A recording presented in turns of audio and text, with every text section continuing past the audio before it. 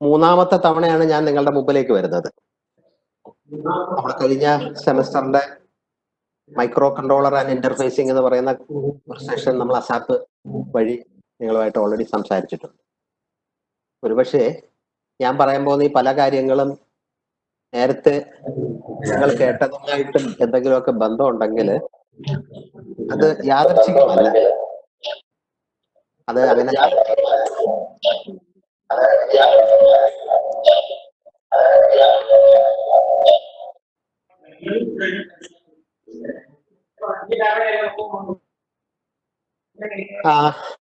ചെറിയൊരു ഓഡിയോയിൽ ഡിസ്റ്റർബൻസ് വന്നുകൊണ്ടാണ് ഞാൻ അന്ന് സ്റ്റോപ്പ് ചെയ്യേണ്ടി വന്നത്. കാരണം അന്ന് കവർ ചെയ്ത ടോപ്പിക്സും ഇന്ന് കവർ ചെയ്യുന്ന ടോപ്പിക്സും എല്ലാം രണ്ടിനും ഒരേപോലെ തന്നെ ബാധകമാണ്. അപ്പൊ പുതിയതായിട്ടൊന്നും നമ്മുടെ ഈ സെഷനിൽ എംബഡഡ് സിസ്റ്റംസ് എന്ന് പറയുന്ന സെഷനിൽ പുതിയതായിട്ടൊന്നുമില്ല. ഇത് വേറെ പ്രോസസ്സർ പഠിക്കുന്നു. അപ്പൊ കുട്ടികൾക്ക് പലപ്പോഴും ഉണ്ടാകുന്ന ഒരു സംശയം എന്താന്ന് വെച്ചാൽ, ഈ മൈക്രോ കൺട്രോളർ വേറെ എംബഡഡ് സിസ്റ്റം വേറെ, അങ്ങനെ പലരും ഈ കോഴ്സ് കഴിഞ്ഞിട്ട് പോലും ഇങ്ങനെ ചോദിക്കാറുണ്ട്. സാർ, ഈ മൈക്രോ കൺട്രോളർ ഇത് എംബഡഡ് ഇത് രണ്ടും ഒന്ന് തന്നെയാണോന്ന് നമ്മുടെ ഡിപ്ലോമ കഴിഞ്ഞിട്ട് പോലും പല കുട്ടികൾക്കും ഒരു സംശയം ഉണ്ടാവാറാണ്. ഇത് രണ്ടും ഒന്ന് തന്നെയാണ്. അപ്പൊ എന്താണ് എംബഡഡ് സിസ്റ്റം എന്ന് ഒന്ന് ജസ്റ്റ് ഒന്ന് പറഞ്ഞതിന് ശേഷം നമ്മുടെ സെഷനിലേക്ക് കടക്കാം. എന്നൊരു ഇൻട്രോഡക്ടറി സെഷനാണ്. അപ്പൊ ഞാൻ വളരെ സബ്ജക്റ്റിലേക്ക് കുറച്ചൊക്കെ കടക്കും. ഒരു പക്ഷേ ഞാൻ ഇന്ന് പറയുന്ന ഈ സെഷനിൽ നിന്ന് തന്നെ നിങ്ങൾക്ക് ഒരു 10-15 മാർക്കിന്റെ ക്വസ്റ്റ്യൻസ് മെയിൻ പരീക്ഷയ്ക്കൊക്കെ എക്സ്പെക്ട് ചെയ്യാം. ഈ സബ്ജക്റ്റിൽ ഒന്നും അധികം സമയം നിങ്ങൾ സ്പെൻഡ് ചെയ്യേണ്ട കാര്യം. ഇത് നമ്മുടെ ഒരു പാഷനായിട്ട് എടുത്തു കഴിഞ്ഞാൽ ഇത് വളരെ രസകരമായിട്ട്, നിങ്ങൾ പബ്ജി ഗെയിം ഒക്കെ കളിക്കുന്നില്ലേ, അതുപോലെ തന്നെ നമുക്കിത് ഭയങ്കര ഇൻട്രസ്റ്റിംഗ് ആയിട്ട് ഇതിന് അഡിക്റ്റ് ആകാതെ നോക്കണം കേട്ടോ. നിങ്ങൾ ഇതിനകത്തേക്ക് കൂടുതൽ ഇൻട്രസ്റ്റ് ഒക്കെ ഡെവലപ്പ് ചെയ്ത് കഴിഞ്ഞാൽ അവസാനം പിന്നെ 24 മണിക്കൂർ മൈക്രോ കൺട്രോളർ കൊണ്ടിരുന്ന് കഴിഞ്ഞാൽ മുമ്പോട്ട് ജീവിതം കൊണ്ടുപോകാൻ പറ്റില്ല. അപ്പൊ അത് കാരണം ഒരു വാണിംഗ് ആണ്. എന്താ, നിങ്ങൾ ഇതിനകത്തേക്ക് അഡിക്റ്റഡ് ആകാൻ ഒരു സാധ്യത ഈ സബ്ജക്റ്റിലുണ്ട്. പിന്നെ ഈ സബ്ജക്റ്റിന്റെ പ്രത്യേകത എന്താന്ന് വെച്ച് കഴിഞ്ഞാൽ, ഈ സബ്ജക്റ്റ് നിങ്ങളെ ഒരു കോടീശ്വരനാക്കാം. എന്ന് വെച്ചാൽ ഒരു പ്രോഗ്രാമിംഗ്, ഒരു ജീവിതത്തിൽ ഒരു എന്തെങ്കിലും സ്വന്തമായിട്ട് ചെയ്യാനായിട്ടുള്ള സാഹചര്യം നമ്മൾ ഈ സബ്ജക്റ്റ് വഴി നിങ്ങൾക്ക് തരിക. നിങ്ങൾക്ക് എത്ര പൈസ വേണമെങ്കിലും ഉണ്ടാക്കാം. അതിനുള്ള മെത്തേഡുകളെല്ലാം ഞാൻ പറഞ്ഞു തരും. അപ്പൊ സ്വാഭാവികമായിട്ട് നിങ്ങളുടെ മനസ്സിൽ ഇപ്പോൾ ഒരു സംശയം പൊട്ടിയിട്ടുണ്ട് അല്ലേ, എന്താ പിന്നെ സാറ് അതൊക്കെ ചെയ്തങ്ങ് ജീവിച്ചാൽ പോരായിരുന്നു, ഇവിടെ വന്നിരുന്നതൊക്കെ സമയം കളയേണ്ട കാര്യമുണ്ടോ എന്നൊക്കെ ഒരു സംശയം തോന്നും. എന്ന് വെച്ച് കഴിഞ്ഞാല് മണിയല്ല എല്ലാത്തിൻ്റെയും അൾട്ടിമേറ്റ്. ഇപ്പോ നമുക്ക് മണി എന്നുള്ളതിനപ്പുറം നമ്മുടെ ജോലിയോടുള്ള ഒരു പാഷൻ, ഈ ടീച്ചിങ് പ്രൊഫഷൻ എന്ന് പറയുന്നത് നമുക്ക് എന്താണ്, ഒരു വളരെയേറെ സന്തോഷവും ഒരു പാഷനും തരുന്ന ഒരു ജോബാണ്. ഈ ടീച്ചിങ് ജോബ് മാത്രമല്ല കേട്ടോ, എന്തൊരു ജോബ് നിങ്ങൾക്ക് കിട്ടുന്ന എന്തൊരു ജോബ് നിങ്ങൾ ഒരു പാഷനോട് കൂടി എടുത്തു കഴിഞ്ഞാലും ജീവിതം വളരെ രസകരമാണ്. അപ്പോൾ നിങ്ങൾക്കിപ്പോൾ ആ ക്വസ്റ്റ്യൻ ക്ലിയർ ചെയ്തിട്ടുണ്ടാവും അല്ലേ. എനിക്കിപ്പോൾ നിങ്ങളൊരു കോടീശ്വരനായി ഒരു BMW കാറൊക്കെ കിട്ടുന്നതും ഒരു ടീച്ചർ എന്നുള്ള ഒരു ജോബും രണ്ടും സൈഡിൽ വെച്ച് കഴിഞ്ഞാൽ സ്വാഭാവികമായിട്ടും ഞാൻ ടീച്ചർ ജോബ് എടുക്കാൻ പറ്റുള്ളൂ. കാരണം അത് ജീവിതത്തിൽ വലിയ വലിയ എക്സ്പോഷറും നിങ്ങളെ കണക്കുള്ള കുട്ടികളുമായിട്ട് ഇന്ററാക്ട് ചെയ്യാനൊക്കെയുള്ള അവസരം തരുന്നു. അതിനപ്പുറം ടീച്ചിങ് ജോബ് മാത്രമല്ല, അവരവർക്ക് പാഷനുള്ള ജോബ് അത് സെലക്ട് ചെയ്യാം. പിന്നെ നമുക്ക് സമൂഹത്തിൻ്റെ അടുത്തുള്ള ഒരു കടപ്പാടൊക്കെ ഉണ്ട്, അതെല്ലാം നമ്മൾ ഇതിനകത്തേക്ക് ഇത് വഴി. അപ്പോൾ ആദ്യം എന്താണ് ഈ എംബഡഡ് സിസ്റ്റം എന്ന് നോക്കാം. Okay, embedded system micro controller എല്ലാം ഒന്ന് തന്നെ. നമുക്ക് എംബഡഡ് സിസ്റ്റത്തിൽ ഇപ്പൊ നമ്മളീ പഠിക്കുന്ന സബ്ജക്റ്റിനെ എംബഡഡ് സിസ്റ്റം എന്നുള്ള ഒരു കോമൺ പേരിന്റെ ഉള്ളിലേക്ക് കൊണ്ടുവരുന്നത് അത്ര ഒരു പ്രായോഗികമല്ല. എംബഡഡ് സിസ്റ്റം എന്ന് പറഞ്ഞു കഴിഞ്ഞാൽ ശരിക്കും പറഞ്ഞാൽ ഈ നമ്മൾ പഠിക്കുന്ന മൈക്രോ കൺട്രോളറിന് നമുക്ക് വേണമെങ്കിൽ ഒരു സ്മോൾ സ്കെയിൽ എംബഡഡ് സിസ്റ്റംസ് എന്ന് പറയാം, ചെറിയ രീതിയിൽ. കാരണം ഇപ്പൊ സ്മോൾ സ്കെയിൽ എംബഡഡ് സിസ്റ്റംസ് എന്ന് പറഞ്ഞാൽ കൂടുതലും 8-ബിറ്റ് മൈക്രോ കൺട്രോളേഴ്സ്. നമ്മൾ കഴിഞ്ഞ തവണ പഠിച്ചതും 8-ബിറ്റ് മൈക്രോ കൺട്രോളേഴ്സ്. അത്ര മൈക്രോ കൺട്രോളേഴ്സ് ആണ് സ്മോൾ സ്കെയിൽ. അപ്പൊ ഇതിന്റെ ആവശ്യം എന്താണെന്ന് വെച്ച് കഴിഞ്ഞാൽ, നമുക്ക് കൺട്രോളിങ് ആപ്ലിക്കേഷൻ അത്യാവശ്യം ഒട്ടുമിക്ക കാര്യങ്ങളും നമ്മൾ ഇതിനകത്ത് തന്നെ കവർ ചെയ്യും. 8-ബിറ്റ് മൈക്രോ നമ്മൾ ഇതിന് ഈ മൈക്രോ കൺട്രോൾ സെലക്ഷന്റെ ഒരു പ്രത്യേകതയെ കുറിച്ചൊക്കെ ഞാൻ കഴിഞ്ഞ സെഷനിൽ ഒരുപാട് പറഞ്ഞതാണ്. മെയിൻ ആയിട്ടുള്ള കാര്യം എന്താണെന്ന് വെച്ചാൽ, നമ്മുടെ ആപ്ലിക്കേഷൻ എന്താണോ ആവശ്യം ആ രീതിയിലുള്ള മൈക്രോ കൺട്രോളർ മാത്രമേ സെലക്ട് ചെയ്യാൻ പാടുള്ളൂ. നമ്മൾ ക്വാളിഫിക്കേഷൻ അനുസരിച്ചാണല്ലോ ആൾക്കാർ ഓരോ ജോലിക്ക് എംപ്ലോയ് ചെയ്യുക, അല്ലെങ്കിൽ അവരുടെ ഒരു കാലിബർ അനുസരിച്ച്. അതേപോലെ ചെറിയ ജോലി ചെയ്യാൻ വലിയ മൈക്രോ കൺട്രോളറെ യൂസ് ചെയ്യുകയാണെങ്കിൽ, ഇപ്പൊ ഇത് 8-ബിറ്റ് മൈക്രോ കൺട്രോളറിന് പകരം നിങ്ങളുടെ മനസ്സിൽ തോന്നുന്ന 64-ബിറ്റ് നമ്മളൊരു ചെറിയ കൺട്രോൾ എന്നൊക്കെ പറഞ്ഞാൽ എന്താ, ഒരുപാട് കൺട്രോളർ ഉണ്ട്. ടോയ്ലറ്റിലൊക്കെ ചിലപ്പം ഈ വാഷ് ബേസിന്റെ മുമ്പിലൊക്കെ കൈ കൊണ്ട് വെക്കുമ്പോൾ ടാപ്പൊക്കെ തന്നെ തുറക്കില്ലേ, അതൊക്കെ ഇപ്പൊ ഒരുപാട് ആപ്ലിക്കബിളാണ്. കാരണം എന്ന് വെച്ചാൽ ഇപ്പൊ ഈ കോവിഡിന്റെ സമയത്തൊക്കെ കൈ കൊണ്ട് ഈ വക സാധനങ്ങളിലൊക്കെ തൊടാൻ പാടില്ല. അപ്പൊ ഇത്തരമൊക്കെ ഇതിനകത്ത് 8-ബിറ്റ് യൂസ് ചെയ്യാൻ പാടുള്ളൂ. കാരണം വലിയ കൺട്രോളറെ കോസ്റ്റ് മാത്രമല്ല, ഒരുപാട് കോംപ്ലക്സിറ്റി ഒക്കെ സിസ്റ്റത്തിൽ കൊണ്ടുവന്നു കഴിഞ്ഞാൽ റിലയബിലിറ്റി ഒക്കെ പോകാൻ സാധ്യതയുണ്ട്. അത് കാരണം ആവശ്യമില്ല, കോസ്റ്റ് ഒരു ഫാക്ടർ തന്നെ. അപ്പൊ ഇത്തരം പ്രോഡക്റ്റുകളൊക്കെ ഒരുപാട് ഇത്തവണത്തെ കോവിഡിന്റെ സമയത്ത് കുട്ടികൾ ചെയ്തിട്ടുണ്ട്. Hand operated, pedal operated sanitizer കൈ മുമ്പിലേക്ക് കൊണ്ടുവയ്ക്കുന്നു. ഇതെല്ലാം ടിപ്പിക്കൽ മൈക്രോ കൺട്രോളർ, അതല്ല സ്മോൾ സ്കെയിൽ എംബഡഡ് സിസ്റ്റമാണ്. ഈ സ്മോൾ സ്കെയിൽ എംബഡഡ് സിസ്റ്റം എന്ന് പറയുമ്പോൾ തന്നെ ഇത് ഞാൻ നേരത്തെ പറഞ്ഞ ഒരു ആപ്ലിക്കേഷൻ പറഞ്ഞല്ലോ, ഇപ്പൊ കൈ വാഷ് ബേസിന്റെ മുമ്പിലേക്ക് കൊണ്ടുവയ്ക്കുമ്പോൾ ടാപ്പ് തുറക്കുന്നു, അല്ലെ സാനിറ്റൈസറിന്റെ മുമ്പിലേക്ക് കൊണ്ടുവയ്ക്കുമ്പോൾ സാനിറ്റൈസർ പതുക്കെ ഡിസ്പെൻസ് ചെയ്യുന്നു. അതുകൊണ്ട് അത് തീർന്നില്ല ഇപ്പോഴത്തെ ഒരു കാലഘട്ടത്തിൽ. ഇപ്പോഴത്തെ ഒരു കാലഘട്ടത്തിൽ ഇത്തരം സംവിധാനങ്ങളെല്ലാം മറ്റ് എക്യുപ്മെന്റുകളുമായിട്ട് കമ്മ്യൂണിക്കേറ്റ് ചെയ്യണം. ഇപ്പൊ നിങ്ങളൊക്കെ ഞാനുമായിട്ട് സംസാരിച്ചൊക്കെ വലിയ വളരെ ഹയർ ടെക്നോളജി ഉപയോഗിച്ചാണ് നമ്മൾ സംസാരിക്കുന്നത്. ഇപ്പൊ നിങ്ങളൊക്കെ ലോഗിൻ ചെയ്യുന്ന സമയത്തൊക്കെ തന്നെ ഓൾറെഡി ഇവിടെ എത്ര പേര് ലോഗിൻ ചെയ്തു, ആരൊക്കെ പുറത്തു പോയി, ഈ വക കാര്യങ്ങളെല്ലാം സിസ്റ്റം കണ്ടുപിടിക്കുന്നുണ്ട്. സിസ്റ്റം കണ്ടുപിടിക്കുന്നതോടൊപ്പം തന്നെ വളരെ ലേറ്റസ്റ്റ് ആയിട്ടുള്ള ടെക്നോളജി ആയിട്ടുള്ള അഡ്വാൻസ് മെഷീൻ ലേണിംഗ്, അതേപോലെ ആർട്ടിഫിഷ്യൽ ഇന്റലിജൻസ്, ഇതുപോലുള്ള കോംപ്ലിക്കേറ്റഡ് ടെക്നോളജി എല്ലാം യൂസ് ചെയ്ത് ഇപ്പൊ പല പല കാര്യങ്ങളും ചെയ്യുന്നു. ഒരുപക്ഷെ അത്തരം കാര്യങ്ങളൊന്നും ഒരു 8 ബിറ്റ് മൈക്രോ കൺട്രോളറിനെ കൊണ്ട് ചെയ്യിക്കാൻ ബുദ്ധിമുട്ടാണ്. അപ്പോൾ കുറച്ചും കൂടി ഹൈ ലെവൽ എംബഡഡ് സിസ്റ്റത്തിലേക്ക് പോകേണ്ടി വരും. അപ്പൊ നിങ്ങൾക്ക് ഒരു ഐഡിയ കിട്ടിയിട്ടുണ്ടാവും അല്ലേ? സ്മോൾ സ്കെയിൽ എംബഡഡ് സിസ്റ്റം എന്ന് പറഞ്ഞാൽ കൂടുതലും 8 bit micro controllers for almost all application. നിങ്ങൾ മനസ്സിൽ കരുതുന്ന ഒരു 90% ആപ്ലിക്കേഷൻസും 8 ബിറ്റ് മൈക്രോ കൺട്രോളർ കൊണ്ട് നിങ്ങൾക്ക് പൂർത്തിയാക്കാം. അതേപോലെ കണക്ടിവിറ്റിയും വേണം. ഏതൊരു എക്യുപ്മെന്റും ഇനി ഒറ്റയ്ക്ക് നിലനിൽക്കില്ല. കാരണം എല്ലാം മറ്റ് സംവിധാനങ്ങളുമായിട്ട് കമ്മ്യൂണിക്കേറ്റ് ചെയ്യണം. ഞാൻ കഴിഞ്ഞ സെഷനിൽ പറഞ്ഞിട്ടുണ്ടല്ലോ, ഒരു എയർ കണ്ടീഷണർ ആണെങ്കിൽ ഹ്യൂമനുമായിട്ട് ഇന്ററാക്ട് ചെയ്യണം. പണ്ടൊക്കെ നമ്മളൊരു എയർ കണ്ടീഷണർ വരുമ്പോഴത്തേക്ക് അതിന്റെ കൂട്ടത്തിൽ തന്നെ ഒരു റിമോട്ട് കൺട്രോൾ ഒക്കെ വരുന്നു. ഇനിയിപ്പോൾ അതൊക്കെ ഒഴിവാക്കിയിട്ട് എന്താ, നമ്മുടെ മൊബൈൽ ഫോൺ വെച്ച് തന്നെ കൺട്രോൾ ചെയ്യുക. മൊബൈൽ ഫോൺ വെച്ച് കൺട്രോൾ ചെയ്യാന്ന് പറഞ്ഞാൽ എന്താ, ചിലപ്പോ വീട്ടിലെത്തുന്നതിന് മുമ്പ് തന്നെ ഈ സംവിധാനങ്ങളൊക്കെ ഓൺ ചെയ്യേണ്ടി വരും. അപ്പൊ എല്ലാം ഇന്റർ കണക്റ്റഡ് ആയിരിക്കണം. ഒരു റെഫ്രിജറേറ്റർ, അതും കഴിഞ്ഞ സെഷനിൽ പറഞ്ഞതാണ്, റെഫ്രിജറേറ്റർ സൂപ്പർ മാർക്കറ്റുമായിട്ട് ലിങ്ക് ചെയ്യുന്നു. ഒന്ന് ആലോചിച്ച് നോക്കുക ഇനി വരാൻ പോകുന്ന ടെക്നോളജി. അപ്പൊ ഇതിന്റെയൊക്കെ ഒരു സാധ്യത നിങ്ങൾ ആദ്യം വിലയിരുത്തുക അല്ലെ? റെഫ്രിജറേറ്ററിൽ സാധനം തീരുമ്പോൾ ഓട്ടോമാറ്റിക് ആയിട്ട് അടുത്ത സൂപ്പർ മാർക്കറ്റുകളിലേക്ക് അതിന്റെ ഓർഡറുകൾ ചെല്ലുകയും പൈസയൊന്നും അപ്പൊ പേ ചെയ്യണ്ട, ശമ്പളം കിട്ടിയിട്ട് കൊടുത്താൽ മതി. ഇപ്പൊ എല്ലാം ഡിജിറ്റൽ പേയ്മെന്റ് അല്ലേ? ക്രെഡിറ്റ് കാർഡൊക്കെ യൂസ് ചെയ്ത് കഴിഞ്ഞാൽ ശമ്പളം കിട്ടുമ്പോഴത്തേക്ക് ഓട്ടോമാറ്റിക് ആയിട്ട്, ഇപ്പൊ കോവിഡ് സമയത്തൊക്കെ നമുക്ക് ഇത്തിരി സാമ്പത്തിക ബുദ്ധിമുട്ടൊക്കെ വന്നു കഴിഞ്ഞാലും പ്രശ്നമില്ല, കാരണം പൈസ പിന്നെ കൊടുത്താൽ മതി. അപ്പൊ ഇത്തരം വളരെ കോംപ്ലക്സിറ്റി, ഇതിന്റെ ഒരു വലിയ മെച്ചം എന്താന്ന് വെച്ച് കഴിഞ്ഞാൽ ഇത്തരം സംവിധാനങ്ങളൊക്കെ വരുമ്പോഴത്തേക്ക് നാച്ചുറലി നമുക്ക് ഈ കടകൾക്കൊക്കെ ഒരുപാട്, നമ്മൾ കടകളിൽ ചെല്ലുന്ന അവർക്ക് ആവശ്യമില്ല. കാരണം ഒരാൾ ഒരു കടയിൽ ചെല്ലുമ്പോഴത്തേക്ക് അയാൾക്ക് അത്രയും സ്പേസ് കൊടുക്കണം, എയർ കണ്ടീഷനിങ് ലോഡാവും. അതിന് പകരം ഒരു സാധനം നമ്മളിലേക്ക് എത്തുമ്പോഴത്തേക്ക് അതൊരു പുതിയ ബിസിനസ് മോഡലാണ്. ഇപ്പം ഇനിയിപ്പോൾ കോവിഡിന് ശേഷം ഒക്കെ വരാൻ പോകുന്ന ഒരു വലിയ ബിസിനസ് മോഡലാണ്. ആമസോൺ ഒക്കെ പരീക്ഷിച്ച് വിജയിച്ച രീതിയിലുള്ള ബിസിനസ് മോഡലുകൾ. ഓക്കെ, അപ്പോൾ കണക്ടിവിറ്റി ഇത്തരം മെഷീനുകളിലൊക്കെ നിർബന്ധമാണ്. അപ്പൊ നിങ്ങൾക്ക് പറ്റും ഈ കണക്ടിവിറ്റി ഒക്കെ ആവശ്യമുള്ള കേസിൽ ഈ സ്മോൾ സ്കെയിൽ എംബഡഡ് സിസ്റ്റം പറ്റുമോ? പറ്റും. ഏത് കണക്ടിവിറ്റി നമുക്ക് പറ്റും. പക്ഷേ ആപ്ലിക്കേഷൻ 8 ബിറ്റ് കൊണ്ട് എന്തൊക്കെ ചെയ്യാം? ഒരുപാട് കാര്യങ്ങൾ ചെയ്യാം. അതിലേക്ക് ഞാൻ വരാം. മീഡിയം സ്കെയിൽ എംബഡഡ് സിസ്റ്റംസ് എന്ന് പറഞ്ഞാൽ കൂടുതൽ, അപ്പൊ ഞാൻ സ്മോൾ സ്കെയിലിനെ കുറിച്ച് പറഞ്ഞപ്പോഴത്തേക്ക് പറഞ്ഞു 8 ബിറ്റ് മൈക്രോ കൺട്രോളേഴ്സ്, ചിലപ്പോൾ 16 ബിറ്റ് മൈക്രോ കൺട്രോളേഴ്സ് ഒക്കെ സ്മോൾ സ്കെയിൽ വരും. ആവശ്യമനുസരിച്ച് സെലക്ട് ചെയ്യാം. 16 ബിറ്റ് ഒക്കെയാണ് നമ്മുടെ വാഹനങ്ങളിൽ, കാറുകളിലൊക്കെ കൺട്രോൾ ചെയ്യാനൊക്കെ കൂടുതൽ ഉപയോഗിക്കുന്നത് 16 ബിറ്റ് മൈക്രോ കൺട്രോളറുകളാണ്. മീഡിയം സ്കെയിൽ എംബഡഡ് സിസ്റ്റം എന്ന് പറയുമ്പോൾ കൂടുതലും 32 ബിറ്റ് അല്ലെങ്കിൽ 64 ബിറ്റ് മൈക്രോ കൺട്രോളേഴ്സ് ആണ് യൂസ്. ഒരു പക്ഷേ എയുടെ ടൂളുകളോ അല്ലെങ്കിൽ മെഷീൻ ലേണിംഗിന്റെ ടൂളുകളോ ഒക്കെ വർക്ക് ചെയ്യണമെങ്കിൽ ഈ മീഡിയം സ്കെയിൽ എംബഡഡ് സിസ്റ്റത്തിലേക്ക് പോകും. അപ്പൊ അത്തരം ആപ്ലിക്കേഷൻ മാത്രമേ ഇത് സെലക്ട് ചെയ്യാൻ പാടുള്ളൂ. ഇപ്പം ഉദാഹരണം പറഞ്ഞു കഴിഞ്ഞാൽ ഇപ്പൊ തന്നെ മെഷീൻ ലേണിംഗ് വെച്ചിട്ട് ഒരുപാട് കാര്യങ്ങൾ ചെയ്യുന്നുണ്ട് അല്ലെ? നമ്മളിപ്പോ സൂപ്പർ മാർക്കറ്റുകളിൽ നിന്ന്, ഇപ്പൊ സൂപ്പർ മാർക്കറ്റുകളിൽ ആമസോൺ ഒക്കെ പുതിയ സംവിധാനം ലോഞ്ച് ചെയ്തിട്ടുണ്ട്, ആമസോൺ ഗോ എന്നൊക്കെ പറഞ്ഞു. സൂപ്പർ മാർക്കറ്റ് ആളില്ല, നിങ്ങൾക്ക് കയറാൻ സാധനങ്ങൾ എടുത്തുകൊണ്ട് പോകാം. അപ്പോൾ ഇത്തരം കോംപ്ലക്സ് ആയിട്ടുള്ള ആപ്ലിക്കേഷനിൽ നിങ്ങൾക്ക് medium scale embedded systems use ചെയ്യാം. ഇതിനൊക്കെ പ്രത്യേകിച്ച് ഒരു ഓപ്പറേറ്റിംഗ് സിസ്റ്റം ബിൽറ്റ് ഇൻ ആയിട്ടുണ്ടാവും. അത് ആൻഡ്രോയിഡ് ഫോണുകളിലൊക്കെ ബേസ് ചെയ്ത് അത്തരം ഓപ്പറേറ്റിംഗ് സിസ്റ്റങ്ങൾ നിങ്ങൾക്ക് ഇപ്പോൾ ഒരു പ്രോജക്റ്റിന്റെ കേസിൽ ഒരു medium scale embedded system use ചെയ്യേണ്ടി വരികയാണെങ്കിൽ എപ്പോഴാണ് അത് വേണ്ടി വരുന്നത്? അത് വേണ്ടി വരുന്നത് മിക്കവാറും സൗണ്ട് പ്രോസസ്സിംഗ് ആണ് ഞാൻ ഉദ്ദേശിക്കുന്നത് കേട്ടോ. സൗണ്ട് പ്രൊഡ്യൂസ് ചെയ്യാൻ നമുക്ക് ഈ ഇത്തരം സംവിധാനങ്ങളുടെ ആവശ്യമില്ല. ഇപ്പൊ നിങ്ങളിപ്പോ ഒരു റോബോട്ട് ഉണ്ടാക്കുക, അപ്പൊ റോബോട്ട് വരുമ്പോൾ വഴിന്ന് മാറുന്നൊക്കെ പറയാം.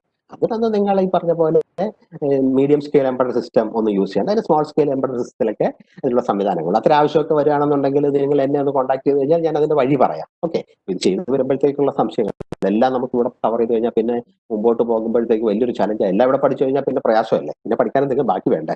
അപ്പൊ അത് കാരണം അത്തരം കാര്യങ്ങളൊക്കെ നമുക്ക് പിന്നെ എപ്പോഴെങ്കിലും തമ്മിൽ മീറ്റ് ചെയ്യുന്ന സമയങ്ങളിലൊക്കെ കാണാം. Sophisticated embedded system very complex operation. നമുക്ക് തൽക്കാലം നമ്മുടെ ഡൊമൈനിൽ നിന്ന് എടുത്ത് കളയാം. ആ സോഫിസ്റ്റിക്കേഷൻ എന്താണെന്ന് എനിക്ക് പോലും ഇമാജിൻ ചെയ്യാൻ പറ്റുന്നില്ല. അപ്പോൾ എനിക്കറിയാത്തൊരു കാര്യം തൽക്കാലം നിങ്ങളെടുത്ത് ഷെയർ ചെയ്യാൻ പറ്റില്ല. അപ്പൊ നമ്മൾ ഇവിടെ കവർ ചെയ്യുന്നത് small scale embedded system. Embedded system എന്ന് പറയാൻ പറ്റില്ല. എന്താണ് ഈ എംബഡഡ് നിങ്ങൾക്ക് എന്താണ്? നിങ്ങളിപ്പോ ബർഗർ കഴിച്ചിട്ടുണ്ടാവും അല്ലെ? ബർഗർ എന്ന് പറഞ്ഞാൽ എന്താ? ബർഗർ എന്ന് പറഞ്ഞാൽ രണ്ട് റൊട്ടിയുടെ ഇടയിൽ എന്തെങ്കിലും മീറ്റ് ഒക്കെ എംബഡ് ചെയ്ത് വെക്കുക അല്ലെ, ഇടയിൽ വെക്കുന്നതിനെ നമ്മൾ എംബഡിങ് എന്ന് പറയാം. അപ്പൊ എംബഡ് സിസ്റ്റം എന്ന് പറയാൻ കാര്യം എന്ന് വെച്ചാൽ നിങ്ങൾ ഉപയോഗിക്കുന്ന ചിപ്പില് അത് വർക്ക് ചെയ്യിക്കാനുള്ള പ്രോഗ്രാം അതിന്റെ ഉള്ളിൽ ഒളിപ്പിച്ച് വെക്കുന്നത്, അതിന് എംബഡ് ചെയ്യുക, അതാണ് അതിന്റെ ഒരു കോൺസെപ്റ്റ്, ഉള്ളിൽ ഒളിപ്പിച്ച് വെക്കുക എംബഡഡ് സിസ്റ്റം.